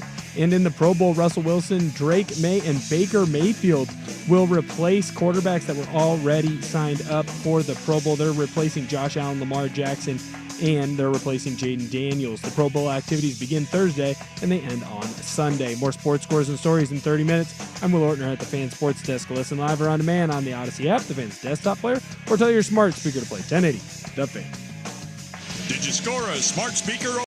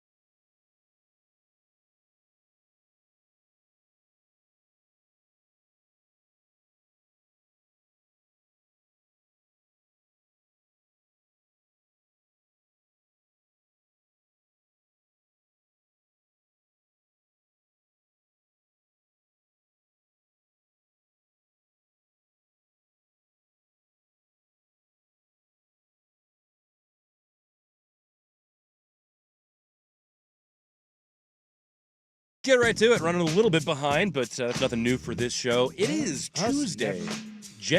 Never? Never. Maybe just on occasion. Never. It is Tuesday, January 28th. It is time for In the News. I'm your stand-in newsman. Hello. Alongside me, my key news contributors. And, Will, what do you want to be today? Weather contributor? Investigative journalist. Investigative journalist. What have you been investigating? Right now, Instagram Reels. Okay. Anything good on there? No comment. Some hots. No comment. Lots of hots. Lots of hots. It is National Blueberry Pancake Day. I had some blueberry pancakes down in Arizona. Now, my grandfather's biggest thing, he loved blueberry pancakes, but he would refuse them if the blueberries were not in the batter. In the batter or on top? No, you got to go in the batter. Got to go in the batter. I don't like if I order banana, I order peach, whatever. If all you're doing is taking the pancakes and then lumping them on top, what are we doing here, people? You got to put that in the batter, and then I would like some cream cheese frosting or some sort of compote in between each pancake. Otherwise, I'm just ending up with a stack of dry-ass pancakes. Let's go. Come on. We need to be better about our pancake distribution. Important power ranking here from both of you. Power rank your breakfast sweet carbs. Pancake, waffle, French toast. It's tough because, again, depends on what we're dealing with. You got like a nice brioche French toast, like with some caramelized bananas or something on there. French toast is one, but French toast, like normal, boring-ass French toast, get it out of here. It's got a low floor. It's got a low floor. High ceiling, low floor. Look, the workhorse of the workhorse is the pancake. Like, when in doubt, that's your blue collar. You can't mess it up. You can't mess it up. Even like plain pancakes, a little maple syrup, some butter, it's fine. Waffles and French toast, higher ceilings, much lower floor. They can get screwed up all the time. So, dude, just give me the workhorse. Give me the Clydesdale that is the pancake. Okay. See, I'm going to Deb Ortner French toast. There's none which is? better. She just makes it. I don't know how she makes it. Well. She makes it really well. I like it. It's my birthday breakfast of choice when I lived at home. Okay. And then I prefer the good waffle to the good pancake.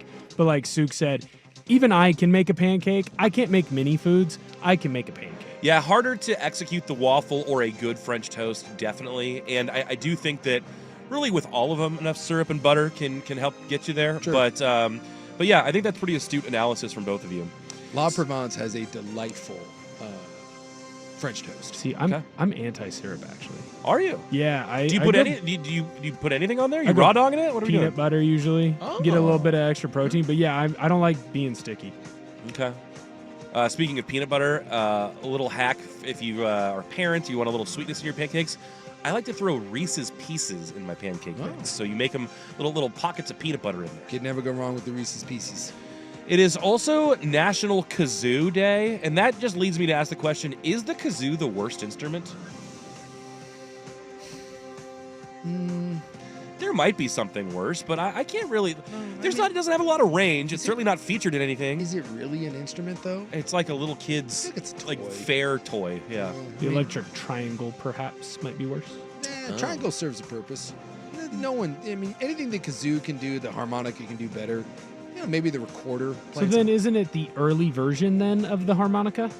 It's like you got to train up. You got to be in the harmonica, you have AAA. different holes. And you Yeah, can blow there's notes. different notes to play with the harmonica. I don't even, to be honest with you, I don't even Different consider the notes to kazoo.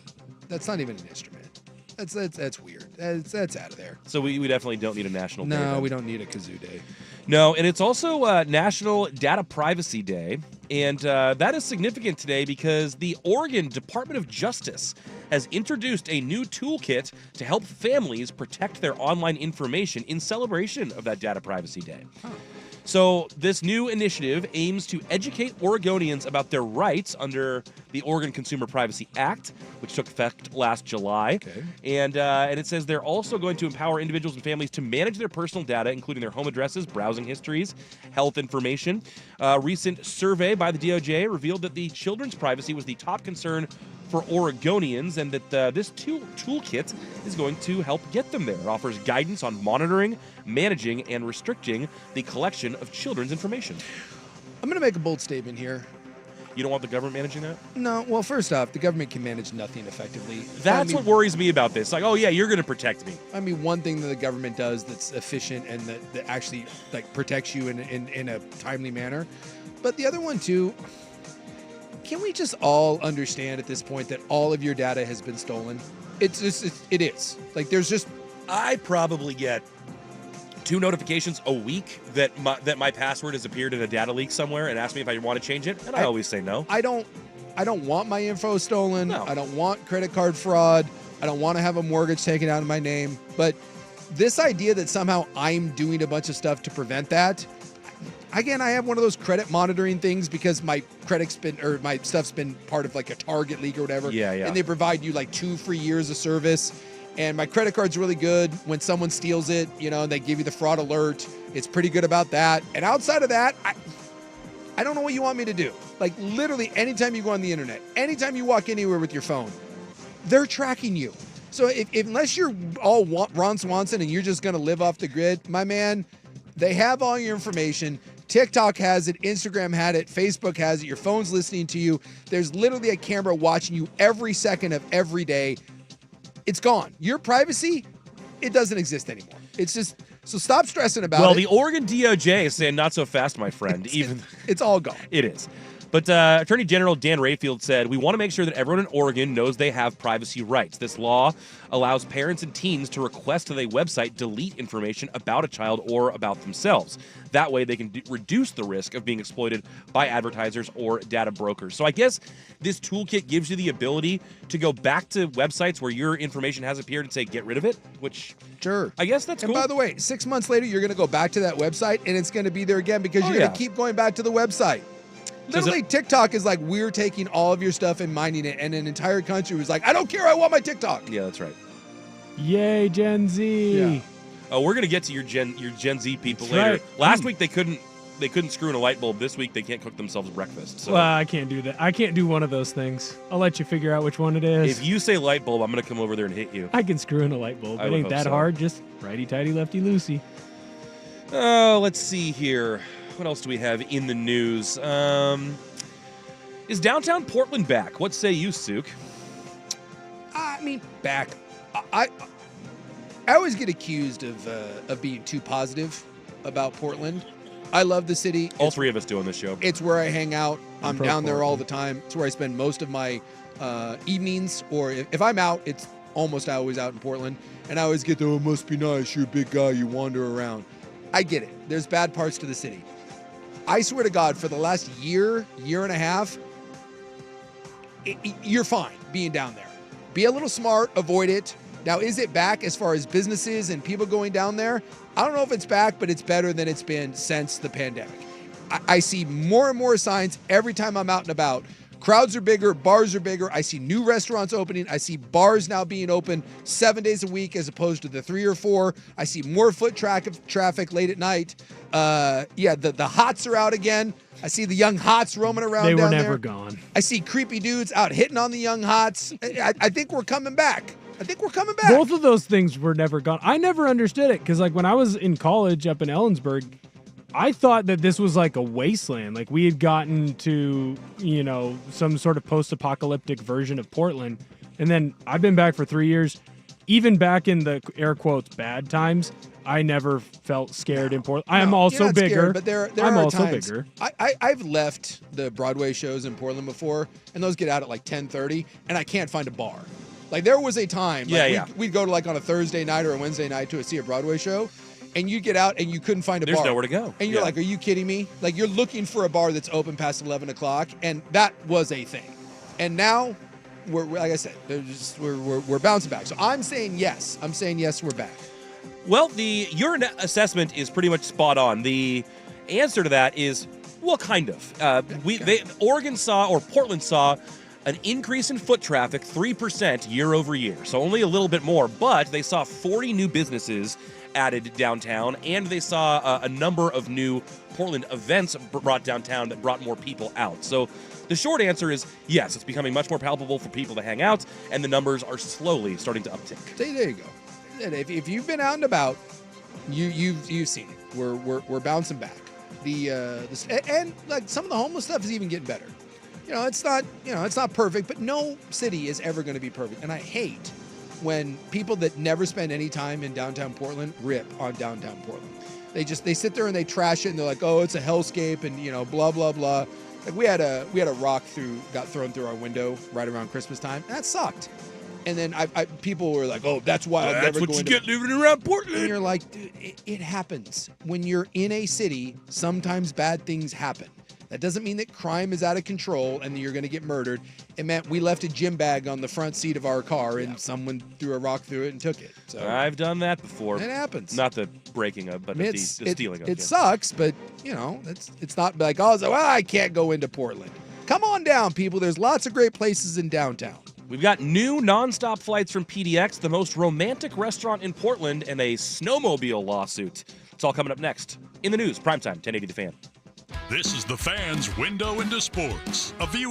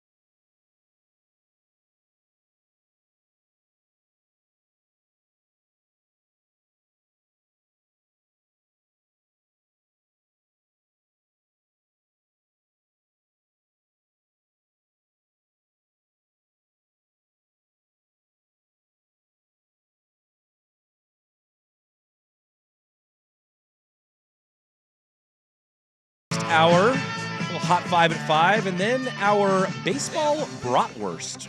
Right now we're in the news. And I'll do a little dealer's choice here with you, Sue. A couple stories to choose from.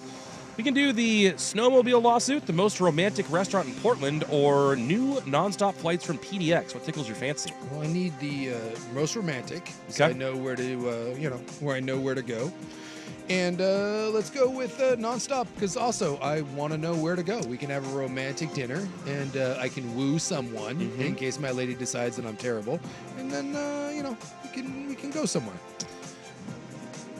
Open Table compiled a list of the 100 most romantic restaurants in the company, from little holes in the wall that overlook entire cities, or two spots that overlook entire cities.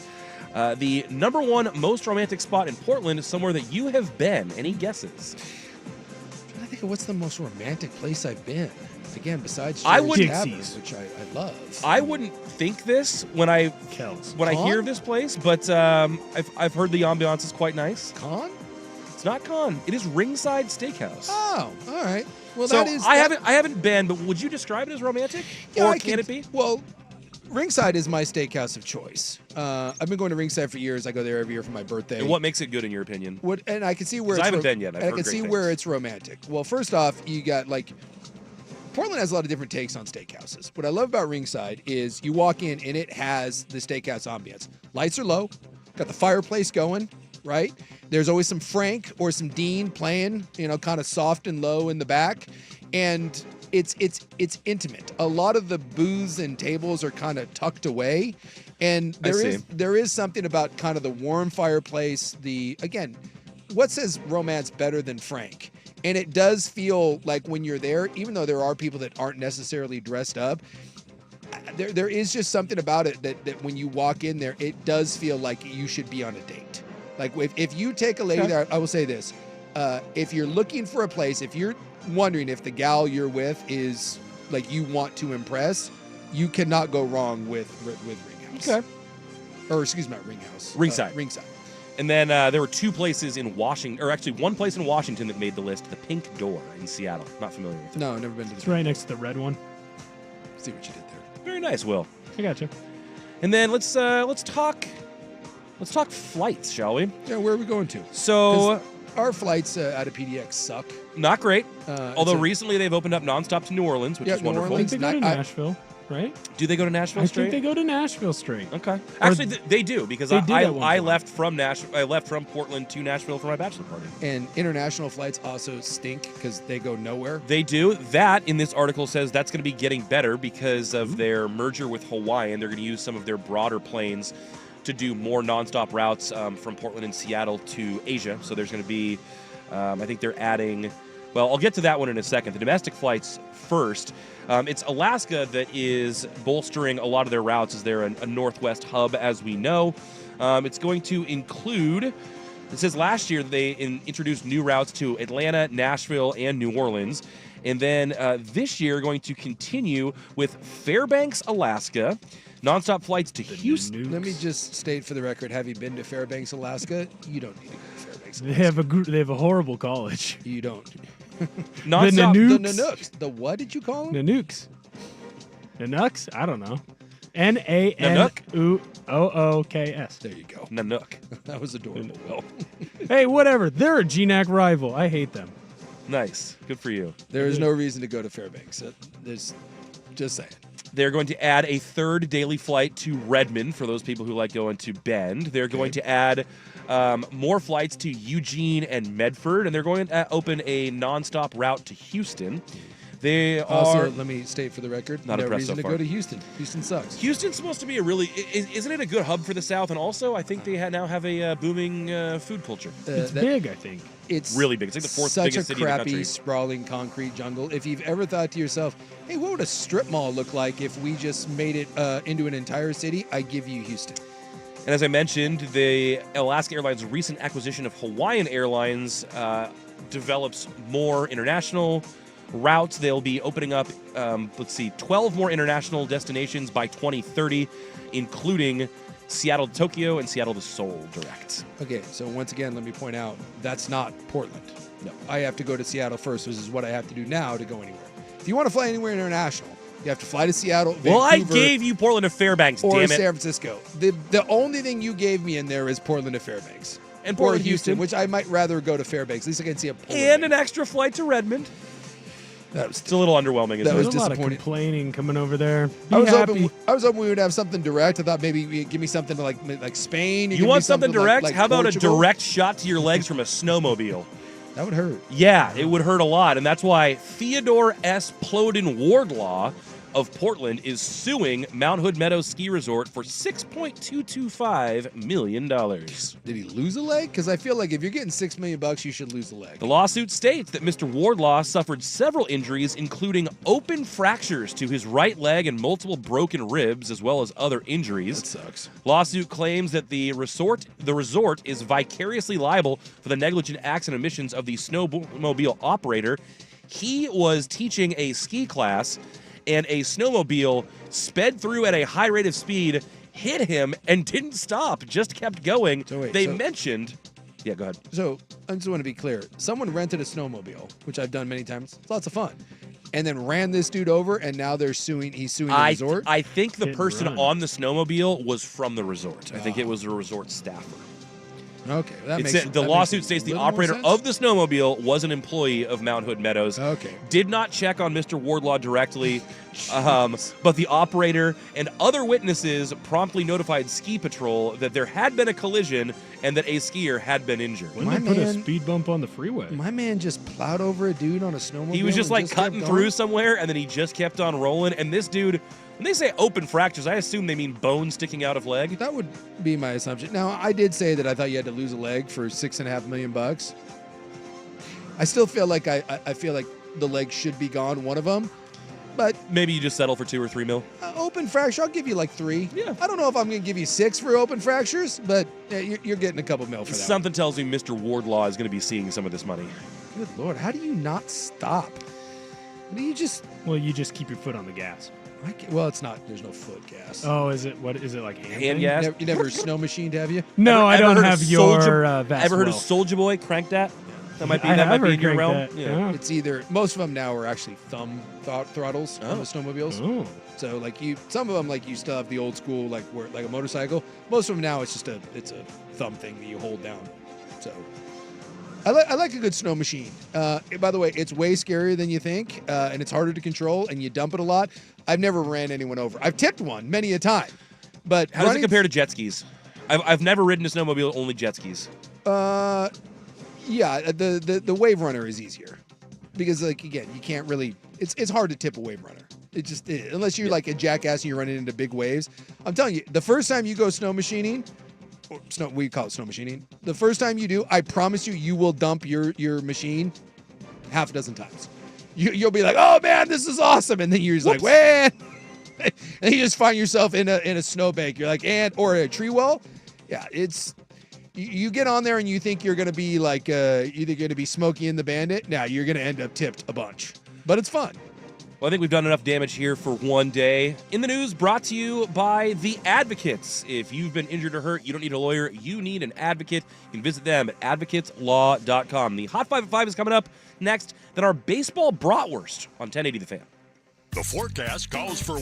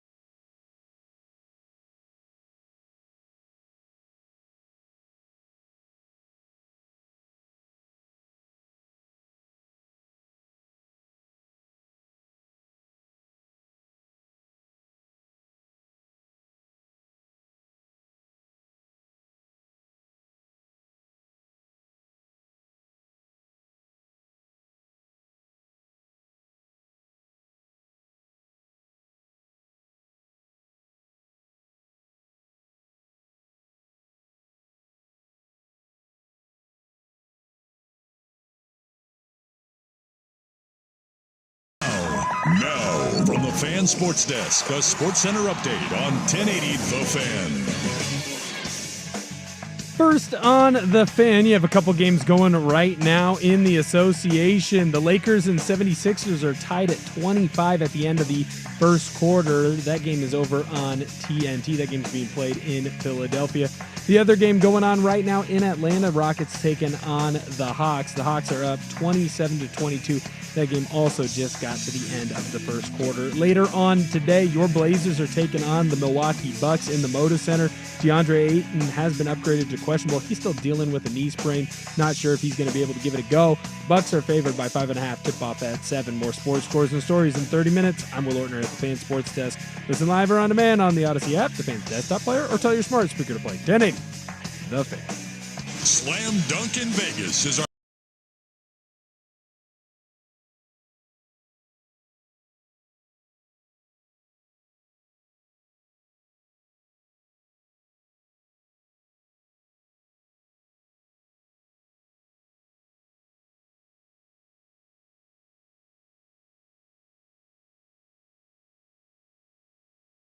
The Fan.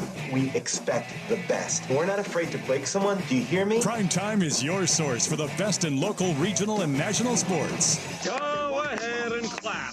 Mediocrity deserves applause. Isaac Robb, I'm miserable. I had to get up at 10 o'clock this morning. Jason Sakanet. I'm a dude playing a dude disguised as another dude. Primetime on 1080 The Fan. Welcome back in hour number 3, an SOB edition of Primetime. Suk, Ortner, Buckley here with you on a Tuesday. Been making our way through some football coaching carousel moves. Coming up in this hour, going to get to some baseball bratwurst. Not a lot of baseball usually to talk in late January, but we had it wasn't even a walk-off. We just had an epic, dramatic performance of just otherworldly proportions last night in the Dominican League. And a very interesting case of an 11-year-old pulling a baseball card and all the riches that could potentially come with that. Saw today that Riley Leonard, who's down at the Senior Bowl, says that he is still sore from the national championship game, which was, what, a week and a half ago now? Turns out that a quarterback running the ball like 30 times, maybe not the best thing for your body. I mean, honestly, with running quarterbacks, there is a thing, like, even in the NFL, like, you have to know, there's a limit. You have to know when to do it. Josh Allen can't run the ball 25 times a game and complete a season. No. You can't do that. No, that's why I say, like, come playoff time, by all means, dude, take the governor off. Which the Riley Leonard thing, although he ran it all the time because he can't throw. But you know what, like Mahomes on Sunday. Though. Yes. I mean, he spent a lot less time running the season. He will do it when he has to. Yeah. But also, this time of year, he picks up 2, 3, 4 more carries a game than he we all usually want does. the guy that, like, never runs out of bounds and, like, puts his shoulder down. And, that guy doesn't survive a season. No, you want the center fielder that's always diving around and, like, making catches, like Eric Davis style back in the day. The Giants had Aaron Rowan for a while, and that guy was always on the DL because he was always running into walls. Yeah, sometimes you have to be a little smart about how you go about doing things. But I keep watching stuff out of the Senior Bowl. The one I saw today is people were claiming that Dylan Gabriel threw the ball 74 miles an hour. Yeah. And the combine record's like 62 or 64 miles an hour. Yeah, by Josh Allen and Joe Milton. And I'm like, well, it turns out, by the way, Dylan Gabriel does not have a big arm. No one has ever thought that, and therefore, when it comes out that he has like the hottest fastball that anyone's ever seen from a quarterback, it was a little bit disarming. Apparently, there's a chip in the ball at the Senior Bowl. And so that's different than like the radar gun that they use at the combine. Got it. It's still impressive that he threw it 74 miles an hour, but it is not the all-time combine record by Dylan Gabriel does not throw the ball 10 miles an hour harder than any other player that's ever gone to the NFL combine. Did you see his super special transfer portal era helmet? Yeah, I thought it was interesting. He got down at the Senior Bowl. A lot of times they'll put different decals on their helmets. Yeah, he actually got a black helmet and then had the duck wings on one side, the Oklahoma OU on the one, and then a Central Florida stripe and logo on the back. Yeah, representing all 3 schools he played at. Yeah, I thought it was kind of cool for for the modern guy that has played at 3 schools. I thought it was kind of slick. And then I still don't want him as my NFL quarterback. No, but this seems like such a weak NFL or a quarterback class. I wonder where he goes and who does take a flyer. It will be interesting to see. There's only really 2 guys that I've seen in the first round, and that's Shedeur and Cam Ward. Yeah. But they also said, like in last year's class, neither one of these guys would be top 6. Like they would be quarterback 7 and 8 in last year's class. Yeah. So obviously, if you need a quarterback, these two guys are going to go high. Most people have them going 1-2 or 1-3, right? Like they're going to get off the board. But it will be interesting to see if any of these other quarterbacks end up getting moved up and we see some late first or second, or do you just see teams look at this and be like, nah, you know what? We're fine. We have a 3rd round grade on you. We're taking you in the 3rd round. Because most of the time you do see teams will just move guys up because it's a weak class. Right. But, you know, we've seen years like EJ Manuel 1 year was the only quarterback taken in the 1st round. He went like 13th overall. So we have seen teams kind of punt on this, and it's just not a good class. They're just, I personally don't love Cam Ward. I think Sanders is interesting. But like the Dylan Gabriels of the world and the Jackson Darts, I'm not drafting those guys in the first 2 rounds. Sure, 3rd, 4th round, take a flyer, but no thanks. Be interesting to see where they land and whether those guys get any run because, again, like you said, they would not be high on a lot of draft boards most years, but they're bumped up because this class is so weak. Someone's going to take them. Question is who and how they fit. Let's get to the Hot 5 at 5. Hot topics, hot opinions, Oh, Charlie, I'm hot today. and hot air. It's time for the Hot 5 at 5. That's hot. The Hot 5 at 5 on Primetime with Isaac and Sue. No, I mean it. That's very hot. The Hot 5 at 5 with Isaac and Sue. Brought to you on The Fan by Victorico's Mexican Food.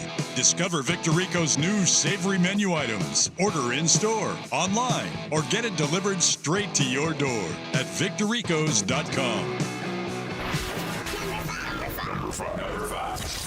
Number 5. Well, it seems a little silly, and J.J. Watt has said online that maybe it should be called the Participation Bowl at this point, but Russell Wilson and Drake May are now Pro Bowlers. That's right. They replaced Lamar Jackson and Josh Allen, who are not going to play in the game. Well, I'm not sure which is worse. Yeah. Drake May or Dangerous. And then additionally, I did see Art Rooney say that he does not foresee the Steelers bringing back both Wilson and Justin Fields next year.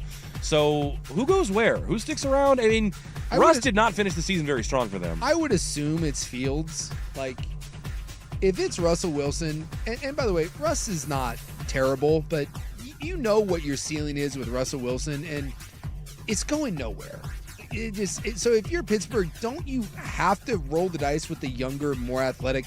I mean, neither one of them should be your starting quarterback, but I just...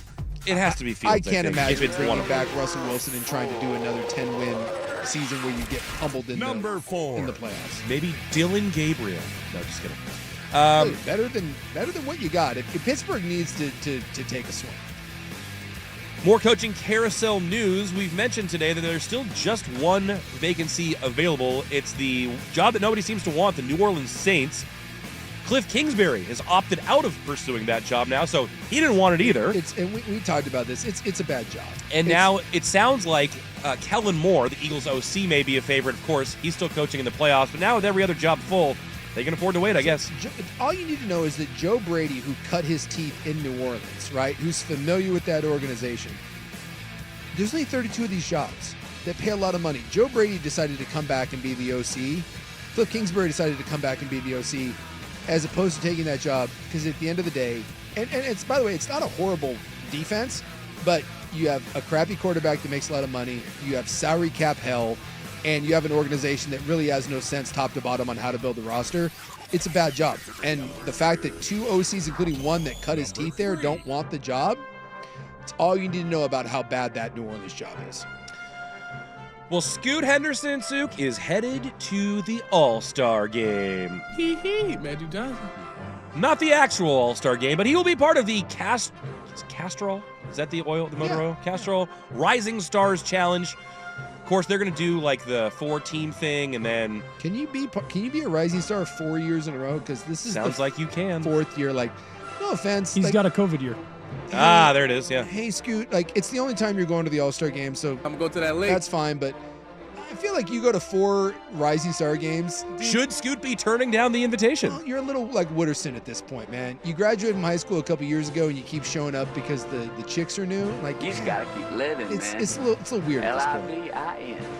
And then Bryce McGovern going to be part of that game too because he's a G League player, and they will be including the G League in that. Additionally, did you see the slam dunk contestants this year? Yeah, and I saw that old McGloin's back, right? Yeah, Mac McClung is back. Not to be confused with Matt McGloin, former Raiders quarterback and Penn State quarterback. But yeah, your dunkers this year, Mac McClung, Stephon Castle, Matas Buzelis, and Andre Jackson Jr. I'll tell you right now, I'm not certain which one I care least for, the Tiger Woods Golf League or the NBA Slam Dunk or just the NBA All-Star Weekend in general. I think I might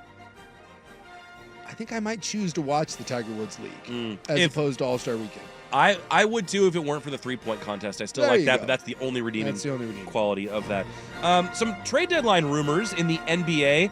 Jimmy Butler, it seems he's suspended indefinitely. We got to that yesterday.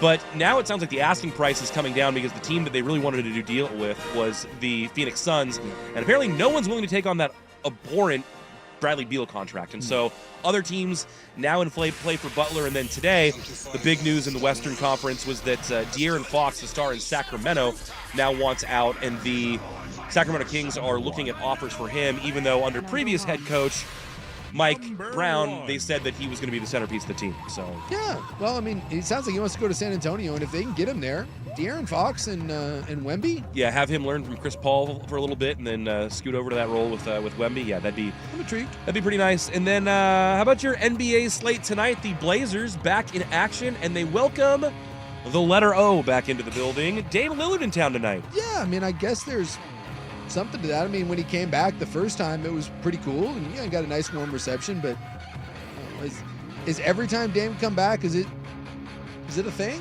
or like is there? It's probably for some people. It's probably more juice than when you're like playing the Pacers. Is there something? Is there a buzz? I don't know. Is there a buzz? I give it 2 thumbs. I mean, honestly, at this point, the Blazers. It's hard, and I try to pay attention. Like Rob hates the NBA. I can't say that I hate the NBA, but it's a tough watch for me. And going into however many years of this crap we have with Portland, I have a hard time carrying. If you want to see like apathy having set in, boy, it is befallen me to where I'm like, yeah, wake me when something interesting happens. And you and a lot of the fan base, man. And I just don't know. Like I got a buddy of mine that's got seats down below, and like he's like, hey, you want to go to a game? And dude, a lot of times I just look at him like, yeah, I don't know. Like that seems like a lot of effort. Dame coming back, Milwaukee. Giannis may not play tonight. Giannis is worth going to see. I think he's one of the guys that's worth paying. I'll be interested to see if that's a packed house tonight, or if it's still kind of like, Dame's back. I've seen it before. Portland. The Hot 5 at 5 is brought to you by Victor Rico's Mexican Food, a hit with the whole family. Order in-store, online, or delivered to your door at victorricos.com. When you think flavor, think Victor Rico's. Also flavorful, a bratwurst. The baseball bratwurst is coming up next. Primetime, 1080 The Fan. A long season.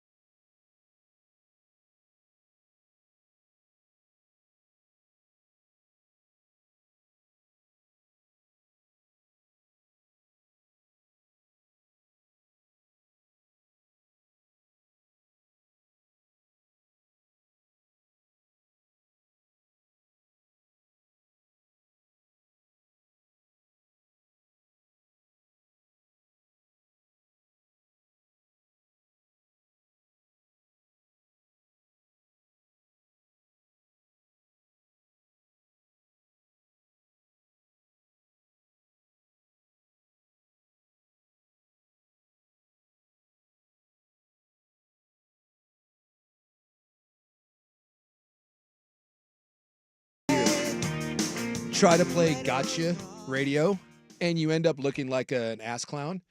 Okay, what four do we have? I had 4 separate people try to call me out.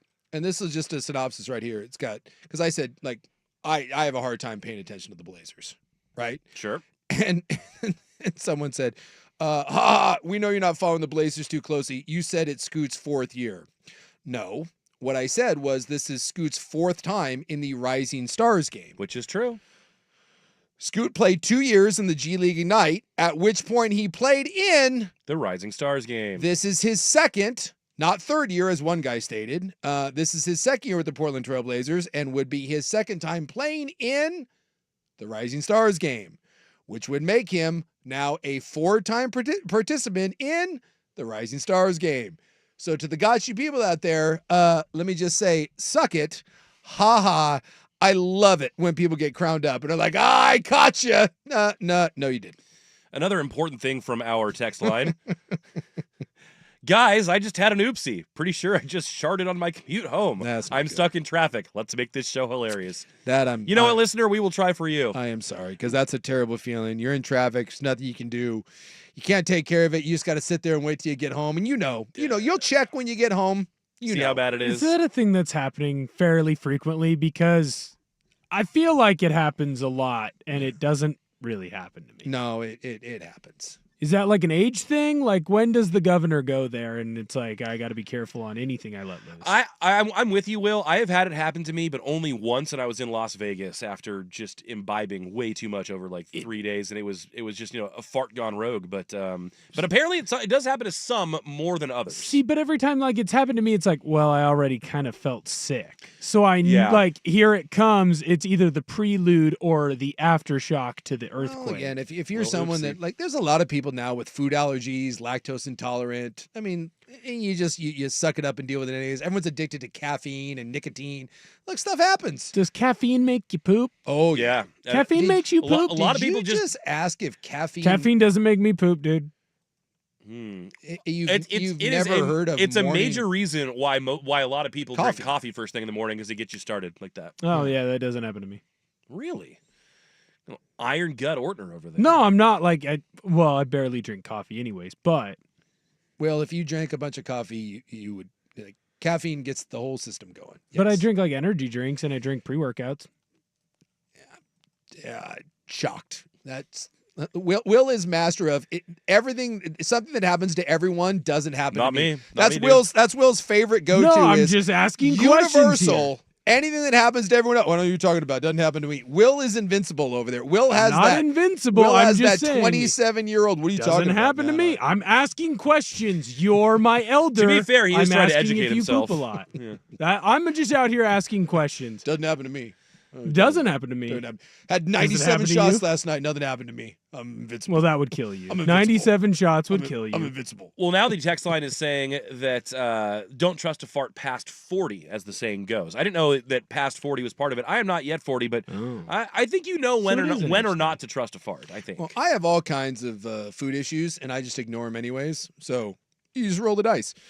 You eat some leftover Chinese food, lactose intolerant, eat plenty of dairy. You just understand. Yeah. Like if I have ice cream, I know I got about 20 minutes. If I drink a bunch of caffeine in the morning, I don't leave until I take care of some business. Like I'll look at the dog and I'm like, hey, buddy, we had a cup of something this morning. We're going to have to wait. Give me about 10 minutes. We'll take care of business. We'll head out on the walk. Well, the lactose thing makes more sense then, because it's like, yeah, of course. That's because your body can't handle it. Will handles lactose, though. He's extremely... I don't have a lot of lactose. He doesn't let lactose become intolerant. No. I can't. Well, like with I'm Dan tolerant it's of a choice. everybody Will's and everything. all man. I'm tolerant of everybody and everything. I'm sorry you can't handle a little Will's milk. all man. Central Washington. All man. I can handle my milk. I'm sorry you can't. Well, you know who was the man last night? Was Junior Caminero. Did you see this? Yeah, that is fantastic. So this is in the Dominican League. Suk and I referenced this earlier today, but there's a whole lot of juice in these games where Everyone's into him. The players are on the dugout rail. In fact, I do believe that Souk's very own new superstar, Juan Soto, said that he had travel issues and didn't make it to FanFest because he was still in attendance for this Game 7 in the Dominican League. He was in the dugouts last night. Yes. Go and look up. Do you have the call? So I've got the clip here, but yeah, this is Game 7, top of the 9th of a tie game, and Junior Caminero, who was, I believe, at one point in time the 4th overall pick of the Rays, did this in his at-bat. Jairo Asensio, el líder en juego salvado de todos los tiempos. Duro por el center field. No. I can't believe it. I can't believe it. Lo hizo otra vez. It happened again. Óiganme, señores. ¿Qué palo ha dado este muchacho? He took over a minute to round the bases. Yeah, that is just the call of the home run. Go look it up. You can look up Dominican League Game 7. You can look up Junior Caminero. You can look up bat flip. This guy stands there and pimps this home run like nothing I've ever seen before. And then two-handed chucks his bat up in the air so far out of the screen that somebody sitting back in the lower bowl had like a video of it and had to do a still frame. This thing's like 40 feet in the air. Someone also timed it. The bat flip. The bat was in the air for 4.1 seconds. And then on top of it, it takes him a full minute to get around the bases. His whole team is out of the dugout, basically lining the first baseline, and he's giving them all multiple hugs and high fives. He's not even going anywhere. He stops at like every base to celebrate. I'm telling you, if you want to make baseball great again, give yourself a red hat, make baseball great again, and then put all the international flags on it. It is amazing that every international league does baseball better than we do. And I love baseball. I love American baseball. Yeah, flags! But I'm telling you, go watch a game. Go watch these highlights of the Dominican League. Go watch a game in Mexico. Go watch a game in Korea. Go watch a game in Japan. Any way that you can manufacture this, you need to try. Yes. When I was over in Japan, was that 2 years ago? We went over there and we went to the Hanshin Tigers. Your stories from there were incredible. And for those who haven't heard it, I think they need to again. They sing a song. Every guy that comes up for the Tigers, it's like kind of their Chicago Cubs. There is a song for every batter, his own personalized song. And they sing it nonstop when he is at the plate. When there is a base hit, you would think that a 3-run home run just got hit. They never stop singing. They never stop chanting. It is the most energetic you will ever see a crowd. It is for a game that often gets confused with gets accused of being too dull and too boring. Just go and watch the involvement of a Japanese baseball crowd. It is one of the best. And I told my whole family, I was like, oh my God, when we go to Japan, we're going to see a baseball game. I'm like, you guys won't believe it. And I was worried that I was overselling it. That you were going to get there and they'd be like, this is what all the hype was about? And every one of my kids was like, oh my God, this is the greatest thing.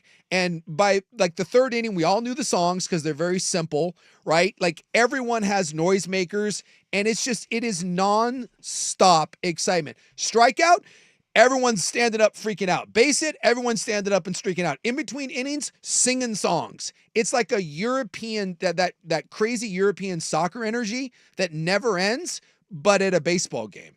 It's crazy. And so baseball at times can be kind of plodding and nothing's going on. Not in these leagues. They always have crowd involvement, and I don't know why Major League Baseball doesn't try to embrace what is working in every other part of the country. It's like the metrics. It's almost we just look at it like, nah. Inches we're only doing inches here. Screw the metric system. We're the United States. The old whiteheads are just out here like the curmudgeon is too in the way. Like you get the Madison Bumgarners of the world who are like, don't you flip your bat and stare at me. No, we need more of that. Have you watched football? Everyone is celebrating on every play now. And whether it's in Asia, like the songs and the dances, or whether it's in Central America or South America, you look at like the World Baseball Classic and how much juice there was on those games. It feels like every baseball game outside of the United States has more juice than a game inside the United States. In Japan, when a guy hits a home run, he gets on a little cart and it's got like a raised back seat to it. And in between the inning, he like becomes the homecoming king. Yeah, they drive him around the field. And like in between innings. I love it. And like he's like raising the roof and everyone's going nuts. And then like every like in between inning, the cheerleaders come running out like down the baselines, and they interact with the crowd. And even there's like after the game, there's like a laser light show, and they bring out the players of the game, and everyone sticks around, and there's like a disco party for like 20 minutes after the game. It's like when the NHL does the 3 stars, but on steroids. Yes. And then you go to a Major League Baseball game, which I love, have a couple brews and have a hot dog. It's not that. But if you go to a Major League Baseball game, I promise you that you will, and I love baseball, you will yawn 6 times over a course of a 9-inning game. Guaranteed at some point you'll find yourself going, and you're just like, you will. You go to one of these other leagues, you will not yawn. Not one single time. And I just wish Major League Baseball, that's always saying, how do we make the game better, right? They try to speed it up. We've banned the shift. We're trying to do all these things to grow the game. Why not just look at places where crowd engagement is 10 times, 100 times more than what it is? And yet we never adopt any of these. And like you said, when a team tries to do it, when you get a Dominican player that tries to bring a little flair, we throw at him. Yeah. And then we get like Freddie Freeman, who tries to tell him that that's not acceptable in our game. That's not the You're right like, way. Okay, man. It's disappointing.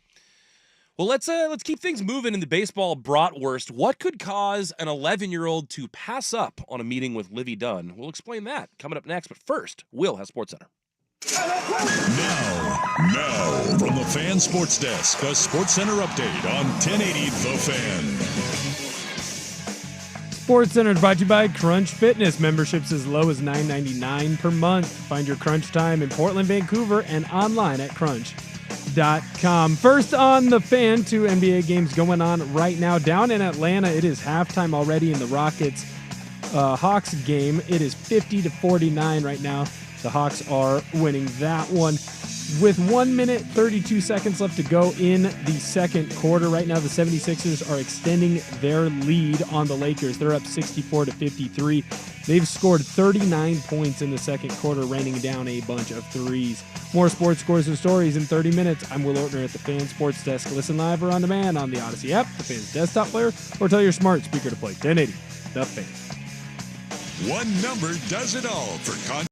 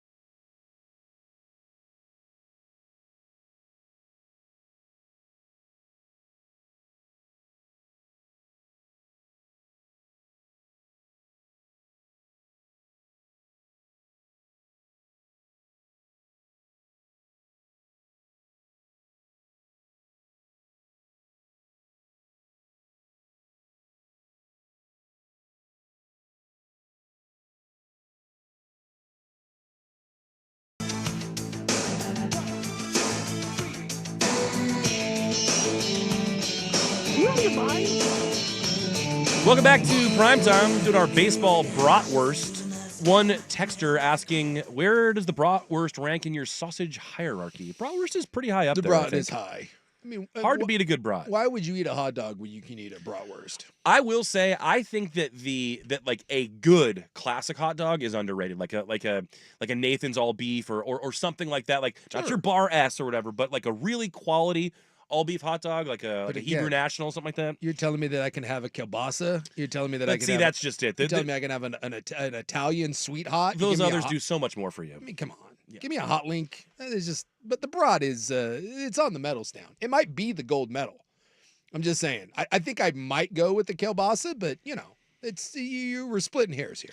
Is kielbasa Polish sausage? Is that the same thing? Yeah, I think that's the same thing. Yeah, I think so too. That used to be my favorite. Let's get on with our baseball bratwurst now. This story came up last week, and we never had the time to get to it because we had so much going on with football, but the trading card era in baseball is back, or at least somewhat. It's become more of a thing in the last 5 years than it had been for maybe the last 20. Pulling cards now, and they have like pieces of jerseys, or they're like one of ones. There's been a lot of what do you call it? The people who like authenticators and stuff like that, and a lot of this stuff is now going to auction. And they're like fighting now, like when like Target and like Costco restocks them. There's like brawls that break out at these places when they restock the cards. The BTJ's brothers that live in Japan, they're big card guys, and you can't get them in Japan. They're so popular, so they have us buy them here and then ship them over to Japan. It's like a huge deal. So some of these card companies now are trying to make cards that are so unique that it drives just insane value on them. Yeah. And so one of the things that Topps did this year was create something called the Rookie Debut Patch card. And this is for, I guess, Paul Skeens, and I didn't know that MLB was even doing this, but when rookies make their MLB debut now, there is a patch that goes on their jersey that says MLB debut. I had no idea that this was even a thing. Yeah.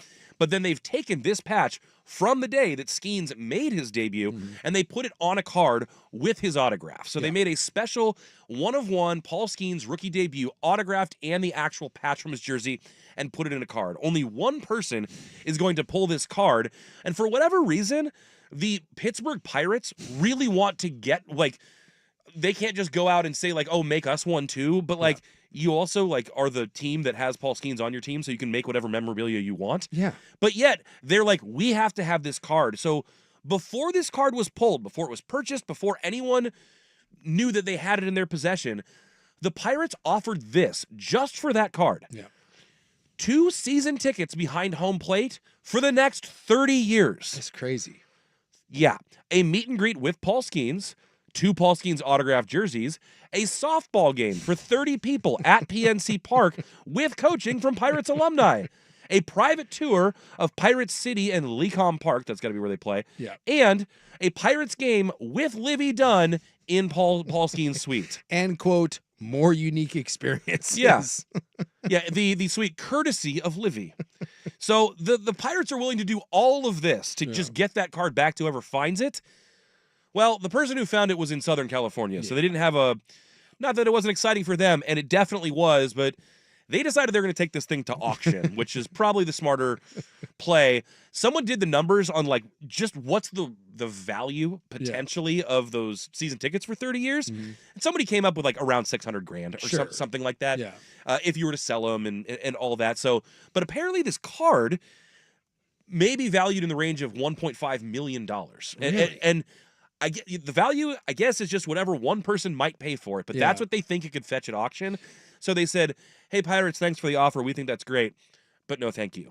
It's tough because if you don't live in Pittsburgh, then that's moot, right? Like, none of that, who cares, Yeah, right? I mean, you got to be within, what, 90 minutes of the stadium for that to seem like a cool thing? Yeah, because the jerseys are cool. The softball game and all. I mean, that's a cool thing. But if I got that for the like a team that I loved, even if I didn't live there, maybe you consider it because then you still get the private tour and all that stuff. Yeah. But, like, if I pulled the rookie card for a team that was like the Tampa Bay Rays, what do you the hell am I going to do with that?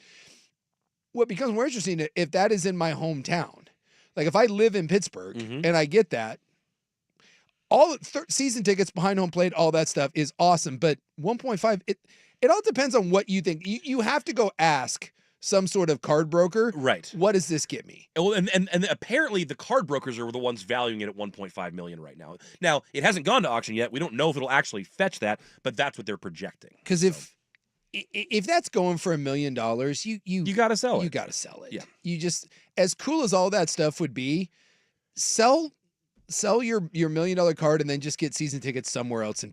I mean, if you're so, I mean, I don't know. I think these people are from like Santa Ana or something like that. But like, yeah, sell the card and then go get tickets to the Angels for life or whatever, you know, or get the best seats in the house for the Angels twice a year when your favorite team comes. I don't know. I know that's cool. They do this all the time with like home run balls and all that stuff where the team offers, hey, do you want to meet the player and all that, which is cool. But at the same time, man, it's life changing money. $1 million, even if it's $1 million, God, even if it's $500,000, yeah, you still take the $500,000. Well, the only way, like, if that card was worth like, I don't know, if I was going to get like $100,000 for that, and I lived in Pittsburgh, yeah, you know what? Give me the season tickets for 30 years, basically for life. Give me the other cool experiences, and I'll go ahead and do that. And you know, $100,000 isn't going to, it will improve your life, but it doesn't pay off your house, right? It makes your life better, but it's not life. $1 million, yeah, that changes it. Well, and here's the wrinkle that we haven't gotten to, and we will detail next. The card was not just pulled by anyone; it was pulled by an 11-year-old boy in a box from that was a Christmas present. See, at that point, so now, if you're the dad, you tell your son, "Sorry, son, we're putting that. Here's $1.5 million. We're putting it in a fund for you, and you can have it when you're however old, and it'll be worth couple mil. Well, the special thing is this 11-year-old documented just what he went through in his journal, and his account of how this all went down is sensational. We will get to that next. Primetime, 1080 The Fan.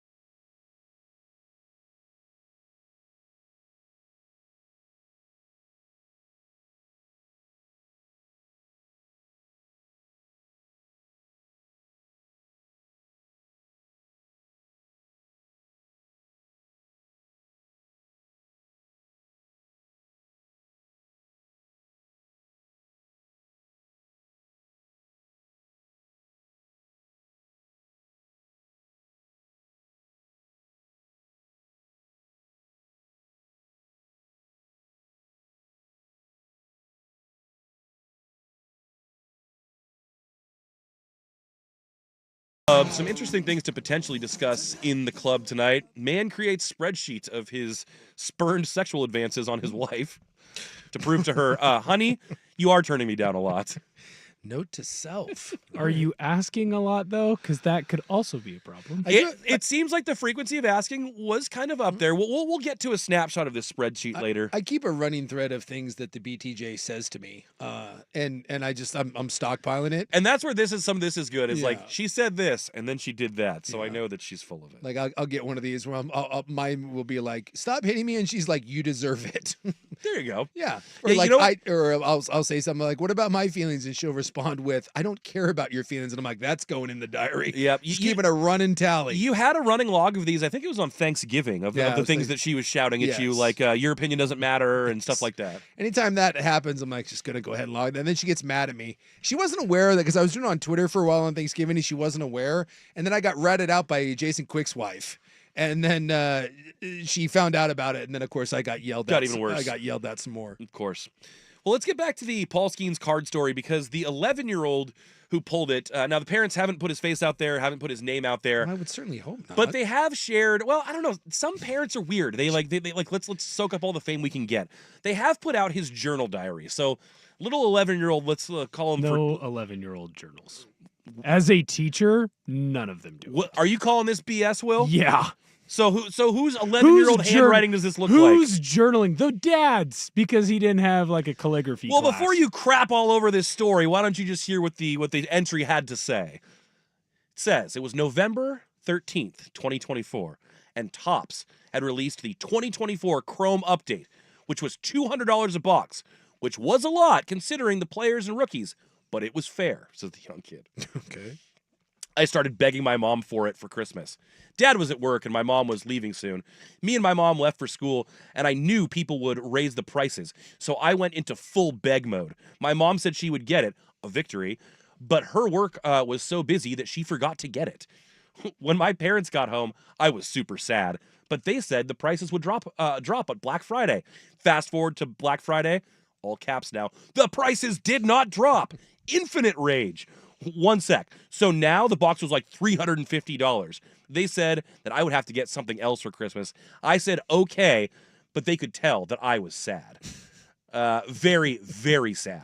What 11-year-old is doing this? I called it before we even started reading. I knew. No 11-year-old writes anymore, let alone writes like this. This does feel a little bit like when some Karen on Facebook talks about what her 4-year-old said to her, and you're like, I'll take things that didn't happen for 1,000, but please continue. When I was at school, they found a hobby box for $320, which is still a ton, but since they are awesome, they got the box. They told me when I got home from school, and I was so excited with exclamation points. Fast forward to Christmas. First, I woke up at like 4 a.m. and woke up my brother. Whoops. We waited till 6:30, and then we woke up our parents. The first present we opened was the hobby box, and my brother got a big Lego. I opened 3 packs, and I got some cool cards. Then we passed around some more presents, and then I opened 2 more packs. And on the second pack, I got the Paul Skeens redemption card. So he knew what this was? I guess. He said, I quote, "Hey, Dad, I pulled the Paul Skeens redemption card." He was like, "No, you didn't." Then I showed him the card. And then me, my brother, and my dad were like, OMG! My mom was very excited, but she never collected cards, so she didn't know what that meant. Then my brain pooped, and I started bouncing all over the place, and my dad was like, "Let's go!" And I was so excited. But first, we went to one of our grandparents' house and hung out with them and our uncles and aunties. I'm 11 years old, so pulling this card is a dream come true. I'm not going to lie. Normally, I disagree with Will. You're calling BS That too? is wrong. You agree with me more than you want to admit. This is... oh, now we're disagreeing on our agreements and disagreements? Yes. Again, Will's the greatest, toughest dude of all time that nothing happens to him. He is king of the, like, you're such an idiot, and then he'll text me later and be like, you're so smart. So both of you are on the there's no way the kid wrote this and didn't actually pull the card? He's a 5th grader. This seems a bit fabricated. I'm not saying it's not. It's completely fabricated. It seems a little suspect. I find it hard to believe that the kid did a running blog of this. I'm like, come on, man. But I mean, I guess it's kind of cool that it went to a family that appreciated this. Like, You imagine if you just got a pack of cards and you just some numbnuts that had no. If I was opening this, I'd have no idea. I'm like, oh, it's a Paul Skeens card. I'd be like, oh, it's autographed. I'm like, oh, that's kind of cool. And I don't know, I would probably stick it somewhere, and then eventually I would like go look up. I'm like, hey, is this worth anything? But I'd have no idea. So it's like the moment this kid pulled it, him and his dad both realized it, and you realize you just probably pulled $1 million on Christmas. By the way, then they had to go hang out with the grandparents. $20 for a box of cards? I guess. That's what we're... Certain special ones have higher prices because you know that there's going to be something like this. Not necessarily this, but something like this. Boy, I'll take, again, things that won't happen in my house for $1,000. Like, I guess if my kid asks for something... I try not to question. I'm like, hey, this is what you're into. But boy, I would have a hard time writing I guess you're not writing a check. I'm not that old. I would have a hard time filling out the old $320 credit card. That's for a thing of cards? $320? Hey, but as 11-year-old noted, his parents are awesome, so they got it anyway. Technically, it was a good investment. Yeah. If you think about it. Yeah, you think that 1.5 mil is a good return on your $320? Technically, it was a really good investment. Yeah, fellow middle school teacher here, totally agree this is BS. Yeah, it's that's tough. Someone else says there's no way this is an 11-year-old. No fifth grader. Someone else says they want their 2 minutes back. You don't get your 2 minutes back. Sorry, champ. It was also probably 4. Wait, what? It was more than 2 minutes. Oh, it was at least 4 minutes, maybe 6. Because I kept interrupting you. But there's no fifth grader that's writing like this. Frankly, there's probably no one until maybe freshman or sophomore that's well, writing to like wrap that. up our baseball bratwurst, absolutely nothing cool or heartwarming happened in the Paul Skeens card pulling. Yeah, So there's that. that kid's now worth $1 million. Hopefully his dad doesn't snooker him out of the money. How much does he actually get? Well, if he lives Wait. So you believe that a kid did pull the card, but that an adult just wrote the entry in kid's handwriting? I feel like the dad wrote that. So I think mom So here's wrote the other it. thing. It's not typed. I can show you here. It's Yeah, like I don't know, man. I mean, I'm just- listen. I know that an adult could have bad handwriting like that, but at this point, I'm like, why would you go to the lengths of writing the story? Why does anyone do anything? Like the amount of stuff that is made up on the internet by parents about their kids. Like, I'm just convinced that 75% of what people put out there on social, it's just a lie anyways. Why do you do it? Because it goes viral and then people talk about it. But I think the card getting discovered was going to go viral anyways. They could have their whole family up there posing and smiling, and I don't know, man. This is all about, again, from the Rizzler to the he rocks. big Justice. Shut up. The Rizzler does not rock. He's Rizzler got rocks. pre-diabetes and he needs some He's help. the Panther dressed in black. Yeah, all that. I have a hard time. I have a hard time believing that that's an authentic 11-year-old writing that. Some tells me mom and dad was over his shoulder being like, hey, write this. It'll be great. Well, coming up in the club, we'll have to believe we'll have to find out if you guys believe that a rapper has sued Lyft for being too fat, that Gen Z is pathetic once again. I've already told you about the man documenting his rejected advances from his wife. I got an idea from the context of this spreadsheet that those are pretty real advances and excuses. We'll get to all of that coming up next. It's the Club Hour coming up on Primetime, 1080 The Fan. Do you owe $10,000?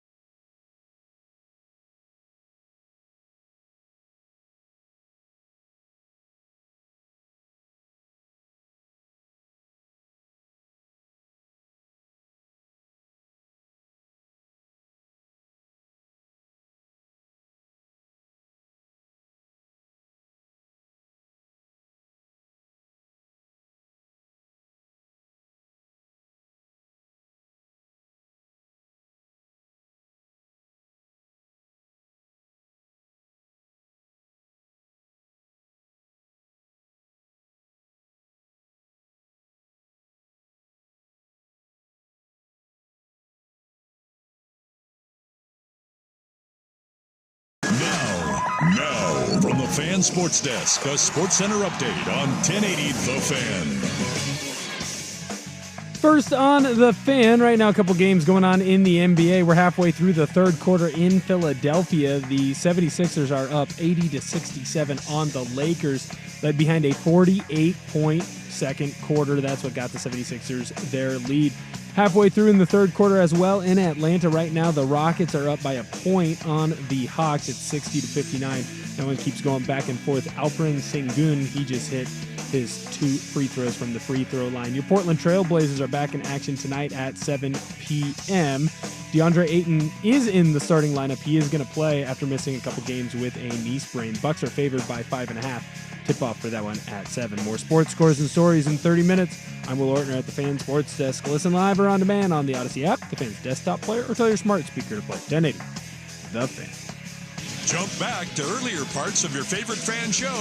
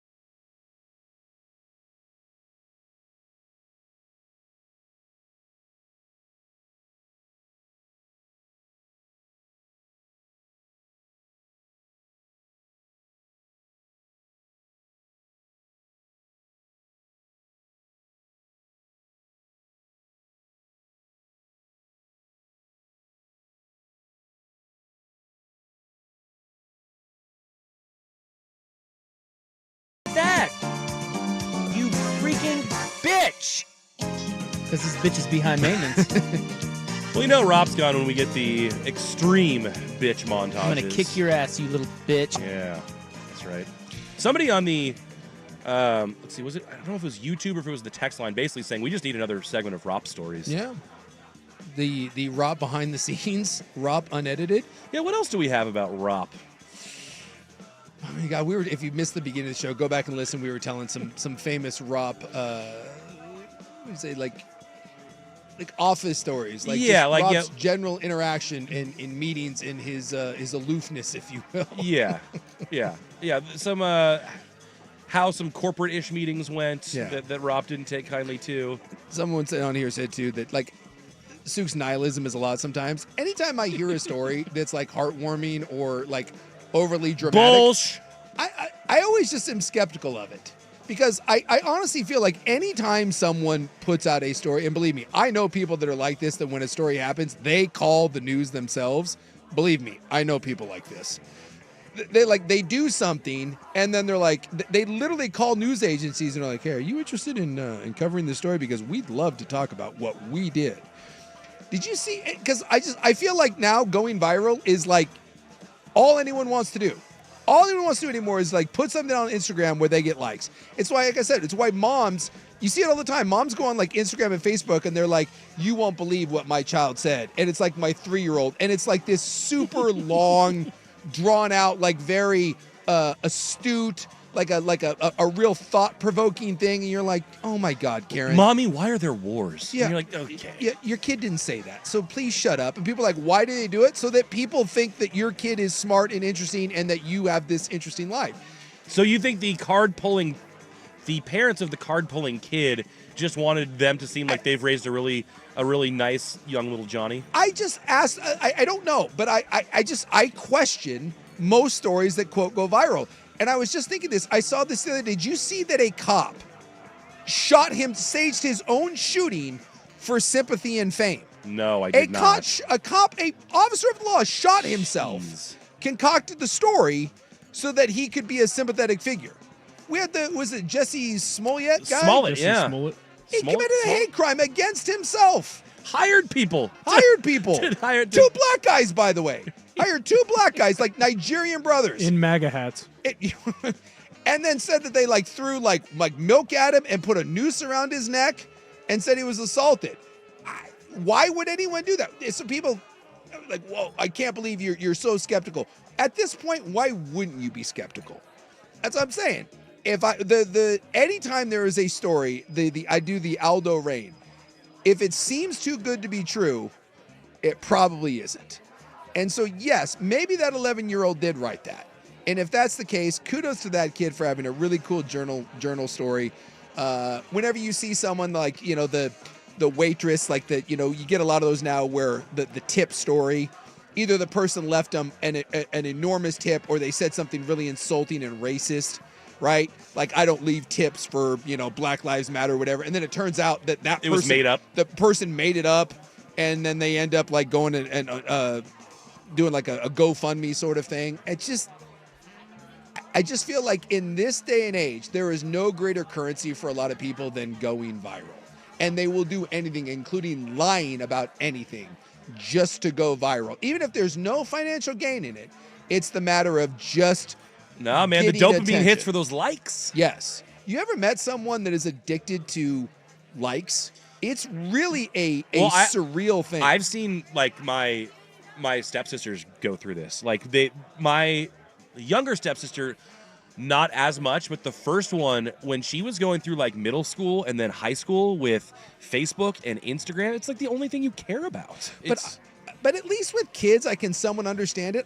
You can grow out of it a little bit. I've seen it with grown human beings. Yeah, no, it's a thing. That are married with kids, and they will do anything for someone to pay attention to their post. And then you look at it, you're like, dude, 1,000 people clicked a little like button, and for you, it's like, oh my God, 1,000 people. Text line saying that Suk probably would have been the first one to deny that Mozart could be any good as a child.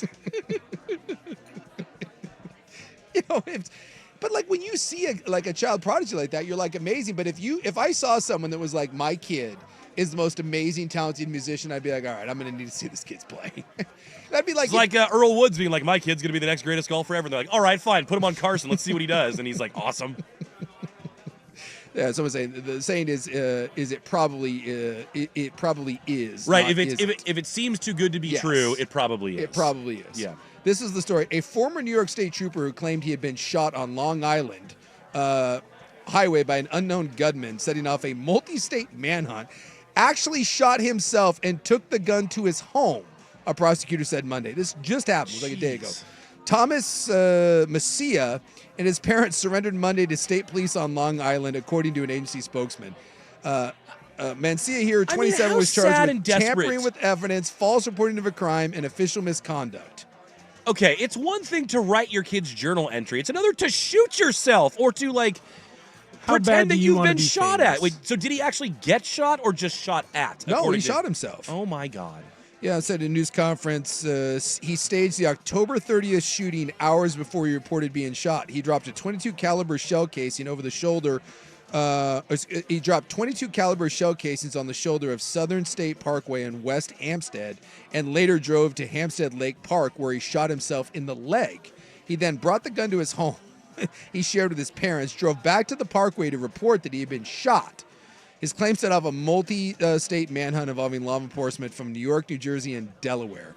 Prosecutors say in the criminal complaint against him that his actions caused state police to temporarily shut down the Southern State Parkway in an effort to locate the non-existent shooter.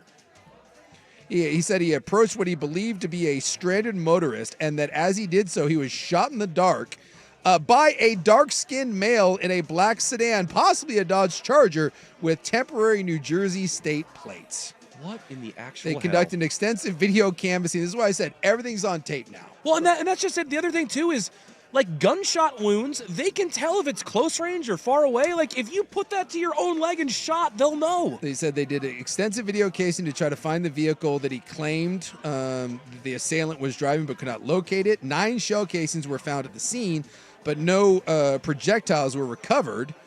She said investigators were able to determine that he shot himself at the park through GPS and other technology. The evidence uncovered the absence of evidence told us everything we needed to know. Even though he tried to hide his tracks, it didn't take long for everyone to uncover his harrowing story was nothing more than an elaborate work of fiction. Jeez. So and look, again, there he is. Big news conference, everything, gave interviews. Sure, he's got a nice GoFundMe that's doing very well. Gave interviews for everyone. So anyone that says that my nihilism and my belief in nothing and that I'm skeptical of stories, this is why I'm skeptical of almost everything that I see now. I mean, and there must be thousands of people who have this same kind of feeling and notion that it's worth it to me to suffer this kind of physical harm to get this kind of attention. It's sick. Shot himself in the leg. It's kind of, I mean, is it not a sickness? It's got to be, right? Yeah. Like, in a way. Again, it's the idea of going viral, the idea of people paying attention to you. I truly feel like that there's just people that all they want is attention. And we live in a society now where it really that becomes the currency. It becomes social currency, and you can probably get financial gain off of it again, GoFundMe's and this and that. But yeah, a lot of times it's just the dopamine rush of, look, I'm a big deal. Everyone's paying attention to me. That's why everyone wants to be a YouTube star or wants to be an Instagram influencer and all that. It's just people paying attention to you. I also love when now, like, you see it where, I saw one today on Twitter. There was some gal, and she was talking, it was a big, long post. I don't know, someone had reposted it. I didn't follow this person. Someone had reposted, and it was this big, long post. I read about 2 seconds of it, and it was about, like, how hard the last year had been. It's kind of like this woe is me thing. Okay. But then the photo, she took, like, a selfie of her in her car, like, all done up, and I was like, oh, my God. Like, you didn't want to post a big, long thing about, like, how hard life's been. You just want to take a good-looking photo. I would like to know, how many of those photos did you take of yourself sitting in your car looking sad before you're like, yeah, that's the one. That's the cute one. And then decided to post it. So that, again, a bunch of people could reach out and be like, oh, thinking about you. Just hang in there. It's a weird, bizarre, like, thing that our society has become. That... And when and look, it's not going anywhere. And now it's borderline normalized. Like, it's not like people that we all collectively say, yeah, that's fine, that's cool, but we've all accepted. Oh yeah, this happens. Like and we and like people benefit off of it. I mean, again, just the whole influencer thing and the money to be made, and everything from vitamins to teas to. I mean, it's just this skincare products. This is kind of a new. It's just a new way of going about life, and. Look, you do what you got to do out there. You're making money. You're getting your attention. Whatever, you do you. But it has led me to become uber skeptical of almost everything I see about people promoting their own thing. Yeah. If someone comes out with their story to share and is like, hey, this... And if someone comes out with their story to share and no one was asking in the first place... Yeah. Well, and I don't know if you've seen lately, but there's a big thing going on right now about there's a whole craze of military influencers, right? Okay. The Jockos and Tim Kennedys and who's the guy that supposedly shot Bin Laden? Yeah, I know the guy you're talking He's about. just a ginger guy. The redheaded guy. Whose name escapes me. I know the guy you're talking about. I can't come up with the name, but yeah. And Chris Kyle, American Sniper. Dude, everyone's digging into these guys, and they're all full of absolute horse crap. Like, their stories are made up, awards are made up. And they're in the best spot because, like, how dare you challenge some of them? Yeah. Like, if you say that they're full of it and you're wrong, then, oh boy, do you look like an ass. Yeah, the guy that shot, I gotta get the guy who shot Bin Laden. Rob O'Neill. There you go. Right. Rob O'Neill is a guy now that was like an American hero. The guy was a Navy SEAL, and apparently a really good one. And he was on the mission that killed Osama bin Laden. But by all account, like, everyone's like, yeah, he didn't do it. Like, the whole thing's made up. Like, he was there. He did not shoot. Like, it is almost universally recognized that he did not shoot him. And yet... Was the thing that a bunch of people shot and they have no way of knowing for sure who did it? No, they people know. But they just don't want it to, yeah. There is a guy out there that actually shot and killed Osama bin Laden, and he just shuts up. He's just one of the. He's a Navy SEAL that's like, I don't want the attention. He goes, I just went about my job. But someone else on his team was like, oh my God, I can make millions off of this. And the dude now goes and he sells books and he goes on interviews and he promotes himself. And not that guy isn't a badass. I mean, that guy's a Navy SEAL and he was there. But you didn't need to do that. But he literally concocted a story about how he shot the most famous terrorist of all time and he benefits off of it. And yet it's all a pile of crap. It's just lies. And yet he got rewarded for it. And so every time that happens, it's just more people that are like, well, the truth no longer matters. If the story if that ain't the truth. If the story is good enough and you can sell it, then you sell it. Even if it's patently wrong, you just keep running with it until someone stops you. And that's the disappointing part. So when people say, like, I'm skeptical of stuff, like, if I can't believe a Navy SEAL that was literally on one of the most... It's going to make you jaded against everything else. The most important missions that they've ever gone on and got that. And turns out that... And when I saw that guy come out, I was like, oh, that's awesome, man. That guy's an American hero. And then it turns out that he's full of crap. You're like, oh, man. It's like, fool me once, shame on me. Fool me 17,000 times. You know what? All right. I got to wise up. I'm not getting fooled anymore. I got to wise up a little bit. And like I said, I don't want to not believe in anything, but it just makes me very, very skeptical of most things when they're being promoted. So if you ask me which one's telling the truth, the Navy SEAL that said nothing, or the guy that came out and told everybody, yeah, I'm the guy that shot him. You know who I'm believing shot him? The guy that didn't say anything. Yeah, put him in jail. And all of his teammates that are like, yeah, that's the real guy that shot him. But he won't say anything, nor will he ever say anything. That's the guy I believe. All right, let's try to get back onto something that may have actually happened. We could spin the wheel of like a club dealer's choice coming up next. We can do the rapper who sues Lyft. We can do the Gen Z sounding pathetic again, or the man whose sexual advances towards his own wife were spurned and documented over and over again. I would like to see the documented cases here. I like where this guy's going. 28 cases to be exact. We'll get to that next. Club Hour, 1080 The Fan. The home of dirty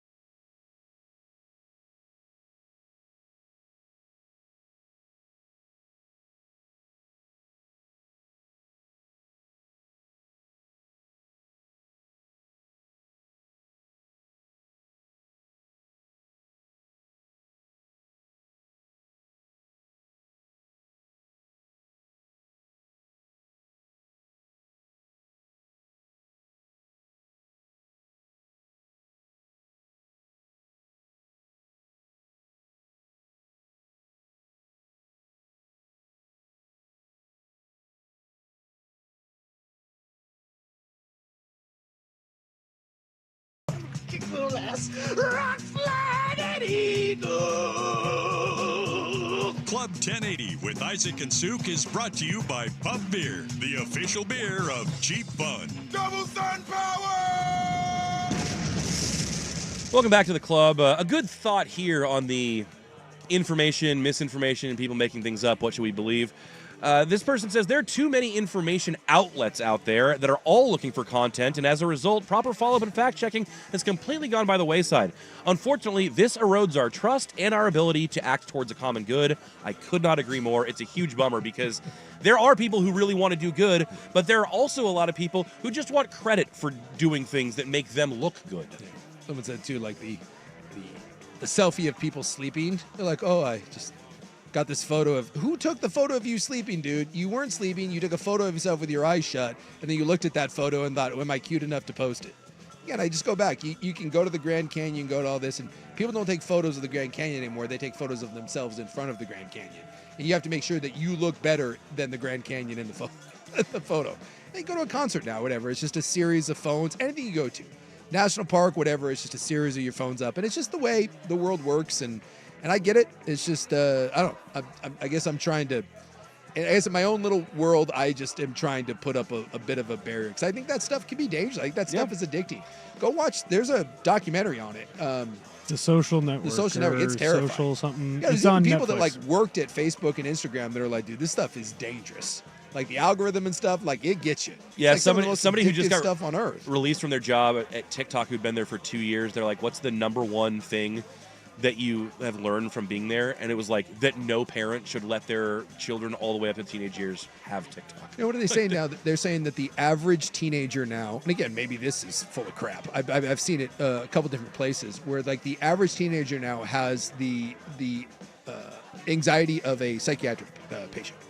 That like it's like you go find yourself like a 16 or 17-year-old, that person's anxiety levels through the freaking roof. Yeah, and part of that is like there's been so much thrown at these people from a young age. Like you and me didn't grow up with like phones in our faces that were giving us information to tell us to be worried about this and that this was happening. And like it does seem that like for young individuals there is more to be worried about, but also that's just because there's not more to be worried about than there used to be before. Not really. It's just that there's more information about it to give you that anxiety. And it's worth turning off the fountain of information sometimes. 41.9% of adolescents have some form of anxiety disorder.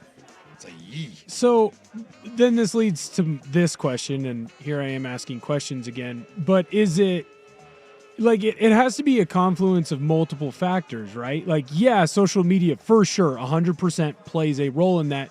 But I also would think that there's more testing and better testing now that's going to find more cases that would have been there before. Oh, of course. Past generations like suck it up and figure it out. We don't care what you're going through. Yeah, like, you know, the autism, right? Everyone's on the spectrum. So, look, I'm not doubting that autism's on the rise, and you see a severe case of autism, like, you know, Right. obviously that's undeniable, right? But you see people that are on the scale and they're functioning. Someone once said, and I forget who it was, but I about peed my pants, is that the original cure for autism was throwing dodgeballs at people. Like, everyone knew that kid in school that was a little off, and you didn't really know what his deal was or her deal was. They were a little different, right? And no one called them autistic. They were just kind of the weird kid. And what did people do to the weird kid? They picked on him, and they bullied him, and they hucked dodgeballs at him. And now, you know, thank God we've evolved past that. We're like, hey, you know, that's like, let's be a little more sensitive towards this and not call this kid's names and put our arms around it. But yeah, a lot of that stuff is just we are now recognizing more and more that some of these things are just conditions of varying degrees. But you can't deny that the world that these kids are living in now are being brought up. It is.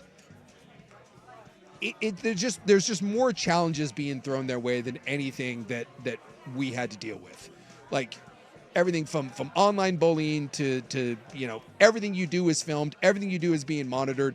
I mean, it's just 24/7. It's just in your face all the time. You gotta go back to when we were a kid. If you got picked on at school and you got to go home, at least then for the most part it was over. Now you get picked on at school, you go home. It's online, and people are talking about it. Yeah, and it's even worse. It's just like this nonstop, constant thing. And then you have, and we've had body images forever, but again, when you were a kid, women wanted to be like Barbie, and you wanted to be like this, and guys wanted to be But like... everyone didn't have like photos with filters that are all comparing to each other, and you can compare likes, and you can see how other people your age who are super hot are doing it. Why aren't you like that? And one of the weird things to do is next time you go on vacation somewhere and you're at a tourist spot, whether you're at Disneyland or foreign country, wherever, it doesn't matter. I've seen this all over the world. You can see it when I went to Japan, see it when I went to Iceland, saw it when I went to Florida or New Orleans. You'll see it. You'll see a family there, and watch when they go to take the photo. And it is... I noticed this probably about 4 or 5 years ago. When families go to take photos, watch the kids, especially little girls. But boys do it too, but a lot of little girls. I'm talking 4, 5, 6, 7 years old. The family will go to take a photo, and the little girl knows the professional poses. Yeah, it's like she'll do like the knee out, hand on the hip, turn Hand a little on bit to the the side. hip, turn, and it's like, you're like, oh my God. Like in any photo, that kid will go. They have a handful, and you can see the kid go through all of the poses and all of the different one, and then the kid will be like, let me look at those. You watch a little kid go over to the mom and want to look at the photo that they just took. And I'm like, I don't know what that does to a 6-year-old. When that 6-year-old knows that a photo is getting taken, therefore they have to make sure that their hips are positioned the right way so that they look thin, and that like they pick their head up so that it doesn't look like they have a double chin, and like all these things. And like you want to take the photo from up above so that you look thinner in the photo. Well, that's right? just a fat guy photo thing. Like, oh yeah, that works. So the fact that all of those things are being driven into a 5, 6, 7, 8-year-old, I don't know what the impact of that is. I don't know what the long-term ramifications, but you can't tell me that that's good. No. And that's just the reality of life now if you're a kid. And I don't really think there's a way to escape it. I mean, unless you're just one of those kids that's like unplugged and lives in the middle of nowhere, but... Well, I don't think you escape it. It's just your new version of normal. Not saying that it's good, not saying that it's bad, but it's again similar to how you talked about the story of like, oh, there's that weird kid and the weird kid just got bullied. Yeah. It's just a different obstacle that you have to find a way to either live with or overcome. Like, obviously I'm Gen Z. Like, that is my age group. I kind of get a little bit on the outside because like my first phone is a Motorola Razr. It's not an iPhone like most of Gen Z is. But I do know, like, if I'm taking a picture and it's Gen Z people, even some younger millennials, I'm taking 10 photos. Yeah. And I'm going to let you pick which one you like, and then I send that one to you, and then I delete them. Like, that's what you've learned to do. And I think you just have to come up with your own way, whether it's taking off likes from your Instagram. A lot of people are getting rid of, like, most of their apps. They keep one, but they get rid of, Instagram. They get rid of Snapchat. Snapchat's the craziest one of all, to be honest with you. Like, there's a lot of people my age that were sending all kinds of things that they shouldn't have been sending, and they're like, oh, it's gone forever. And then if they get in real trouble, the cops can get to it because it's not gone forever. Just it's a different world, and I try not to be the old man that's like, this generation sucks, and when I was growing up it was better this way. Try not to do that, like, because every generation views their generation in one way and the previous one in a different, and the one that comes out, like, it's natural, right? Like in the 1950s, right, like rock and roll music and like Elvis Presley was going to destroy the world. And then, when I was a kid, I tell my kids that like Metallica and like Ozzy Osbourne and like Kiss were like satanic music. Yeah, and, Kiss was supposed to stand for Knights in Satan service. And that was the thing. And then rap came along, right? And then rap was going to destroy it. And so there's always the next generation, right? Is going to be the worst thing. But I honestly look at kids growing up now, and I legitimately feel bad for them. I get scared for them. Yeah. And, hopefully they learn and they'll figure it out. I just wonder what the next version of it is. And like, it kind of keeps trending in the wrong direction. And it's just kind of terrifying. I think about... you do wonder how we get out of the loop. Yeah, I just think about, like, if I was like, I think a little fat 12-year-old me in my Bugle Boy jeans and like starter parka, I just try to picture how bad, and maybe I just would have adjusted, but how bad I would have handled like today, and it just terrifies me. It's rough. And then like I hear stories from my kids, and My heart goes out to you. If you're a young person out there, I just know, for everyone that hates you and criticizes you, and I may do some of that too, I genuinely feel bad. Just keep doing your best. I don't know that I want your sympathy. Probably not. Don't look right at me when you say They're this. like, screw you, old man. Well, I genuinely feel bad, and I hope you figure out a way to navigate this. He's now giving you the Goodwill Hunting. It's not your fault, Will. I was going to say, I told you earlier, he's going to yell here about how I'm an idiot, and then he's going to say, hey, I feel bad for you. I'm sorry. It's not your fault. That's just how I tease. I don't feel bad for Will. It's not your fault. Will's an idiot. That's it. And now we've come full circle. Me and your son. We need I to enjoy. Nice guy. We need to get to the man whose advances were spurned by his wife. 28 times he asked, 25 times he was shut down. We'll see what she said. It's coming up next. Primetime, The Club, 1080 The Fan.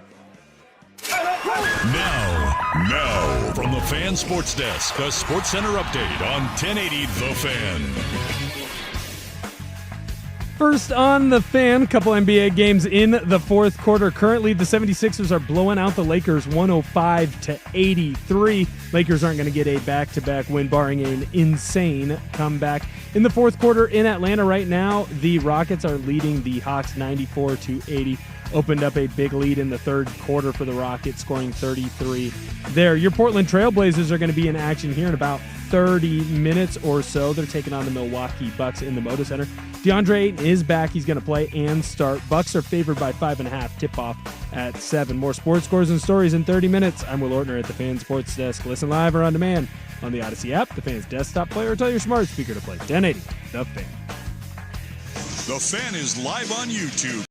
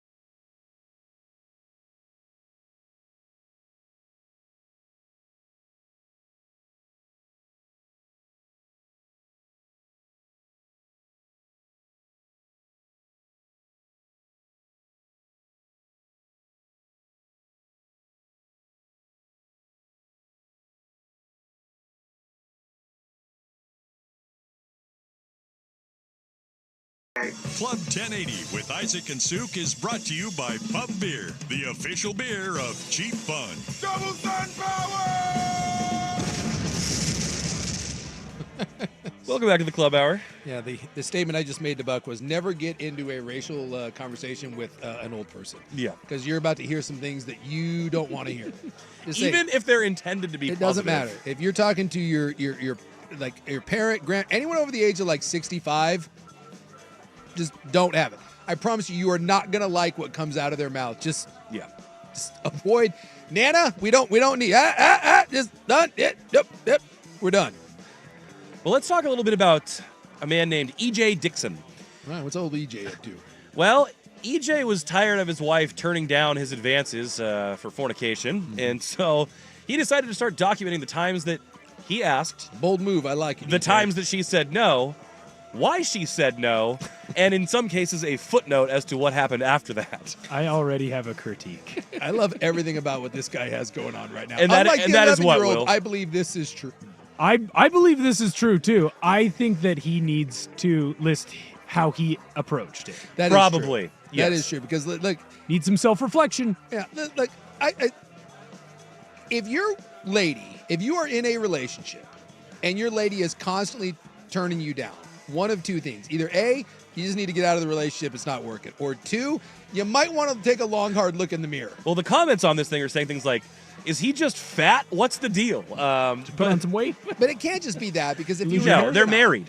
Yeah, they're married, but like, you know, I get it. If you're a little chubby, maybe it's not every time. But if you're on like an 0 for 14 heater, you might want to look like that's like if you lose 14 bets in a row, you might want to look at the algorithm there. You might be looking at the wrong data point. You can't come in and not have said 2 words to her all day and be like, so we gonna do this behind a Cheesecake Factory or what? That's probably gonna result in a no. Like, I have a really good idea. Within 20 minutes of being home and my interaction, If it's going down or not. I got a real good idea of whether or not to make the even attempt. And most of the time that I'm like, man, I'm not even going to. It's probably because of something that I said or did. I'm like, one, that's hilarious, but 2, that probably is going to lead to me not getting laid tonight. So he has a couple columns. He has the date, he has the verdict, and then he has the excuse. These are 28 times that he asked between June 3rd and July 16th. So 6-week period, roughly. So basically, he's every other day essentially. Yeah, something like that. So June 3rd, no. Excuse? I'm watching the show. Footnote, it was a Friends rerun. Hey, that's important. It's an important one. June 4th. The verdict? No. Excuse? I feel sweaty and gross. I need a shower. Footnote, did not shower until next morning. By the way, great move on her part. If you don't want to do that one, yeah. Until he points out, if it was that big of a problem, you would have taken a shower and you didn't. Yeah. Now, let's see, June 6th. The answer was no. The excuse was nonverbal. So that must be a look, a shrug, a shake of the head. June 9th. No, I'm exhausted. June 10th, yes. Oh, there you go. We got a yes. I like too. I would like to know along Will's line. Is he just asking, or is this Like like he's trying to woo her, or like? because there's times in bed, like we all know if you make the spoons, which is the way you should be laying in bed, we all know the proper way to spoon. There's one high and one low, right? That's how how we're going. Yeah, that's how they nest. And you can find out with the you start high and you go low, and depending on how that goes, you can find out real quick.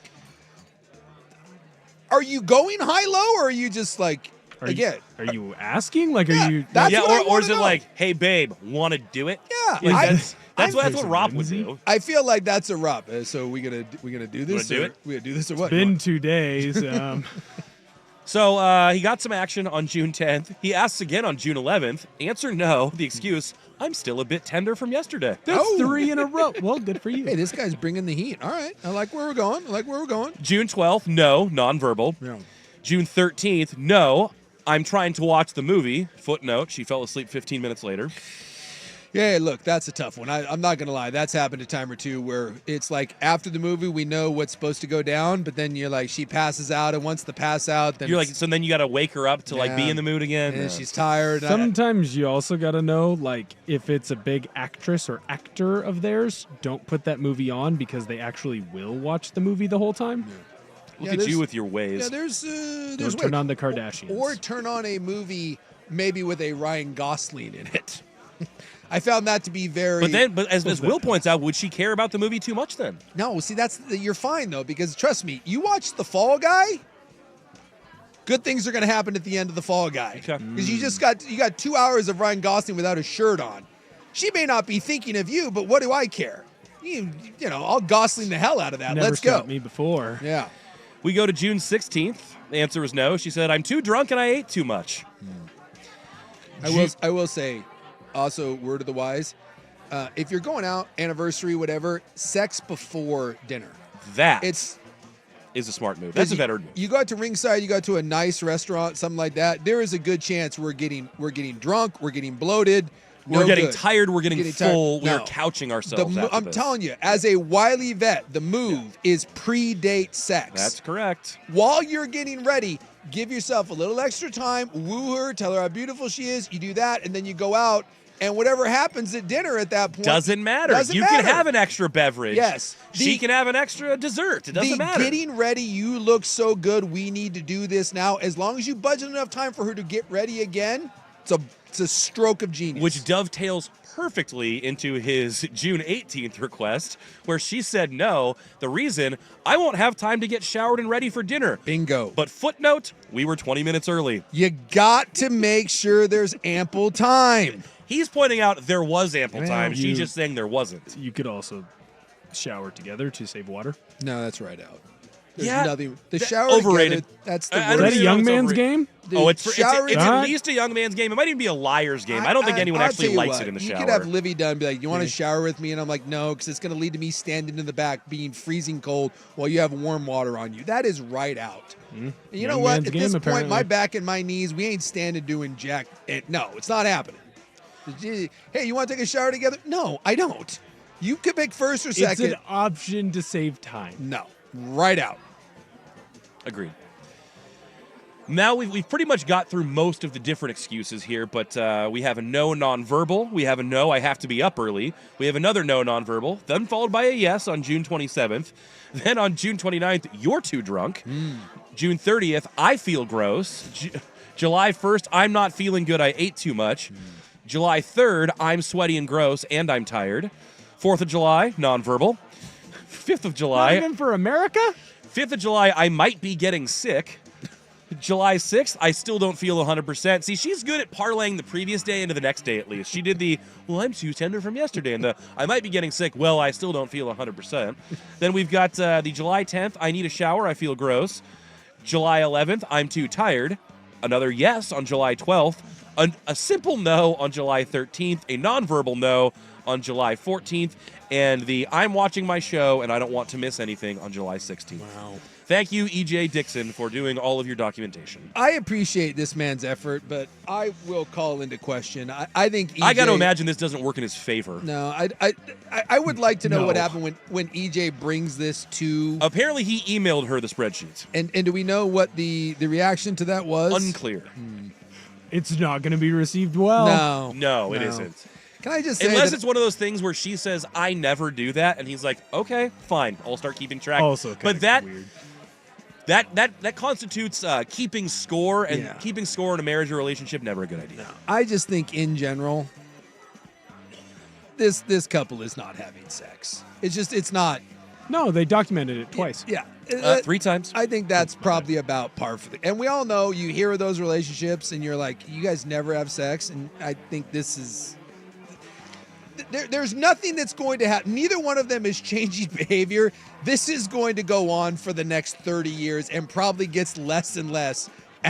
Well, it clearly goes seems on. like a much bigger bummer for him because he wants to and she does not. She doesn't care. At least you could have a situation where both parties are disinterested. That might even be more palatable. I would love. I need photographic. I need to see. What what EJ EJ looks is bringing like. to the table, and Yeah. I need to see what Mrs. EJ is bringing to the table. I think you need to see, though, how he's asking. Because that's Oh, the I agree real with you, way Will. to get to the bottom of this. Because if he's just over there, like, doing like the poke, like, hey, let's do this thing. Hey, babe. I get why she said no. You got to woo her a little bit, man. You want to make the sex. No, I'll give my. I Just will, also, I by will the way- sometimes just cut to the chase and Yeah. give my wife the side. I'm like, hey, and she'll even use the words like you just said, Will. She's like, you have to at least woo me a little bit. And I'm like, I do. Damn Give her it. the how you doing. I'll try to do that sometimes where I'm like, yeah, you need to woo me. I'll be like, yeah, because she'll, I'll be like, yeah, am I going to get wooed? Yeah, I'll do Like, the same. where's- Are you gonna woo me? Where's the romance on my part? At that Yeah. point, then I'm told to shut up. And again, my feelings don't matter. And really, they don't. I'm just a big fan of the line, let's make the sex. And then look at her and she's like, oh my God. Sounds like Russian or something like Well, that. have you ever seen Clerks? Yeah. Look at the Berserker. That's where like. I haven't seen that in ages though. Yeah. Would you like to make some Berserker? Nothing turns her on better than singing a little Berserker. Go watch that scene from Clerks, and if you want to woo your lady, just drop that little song on her. The Hot Corner is coming up next. Joe Fisher is here. Jordan Schultz is not. He's in his home puking, I hope. We'll wrap up the club next on The Fan. Slam Dunk in Vegas.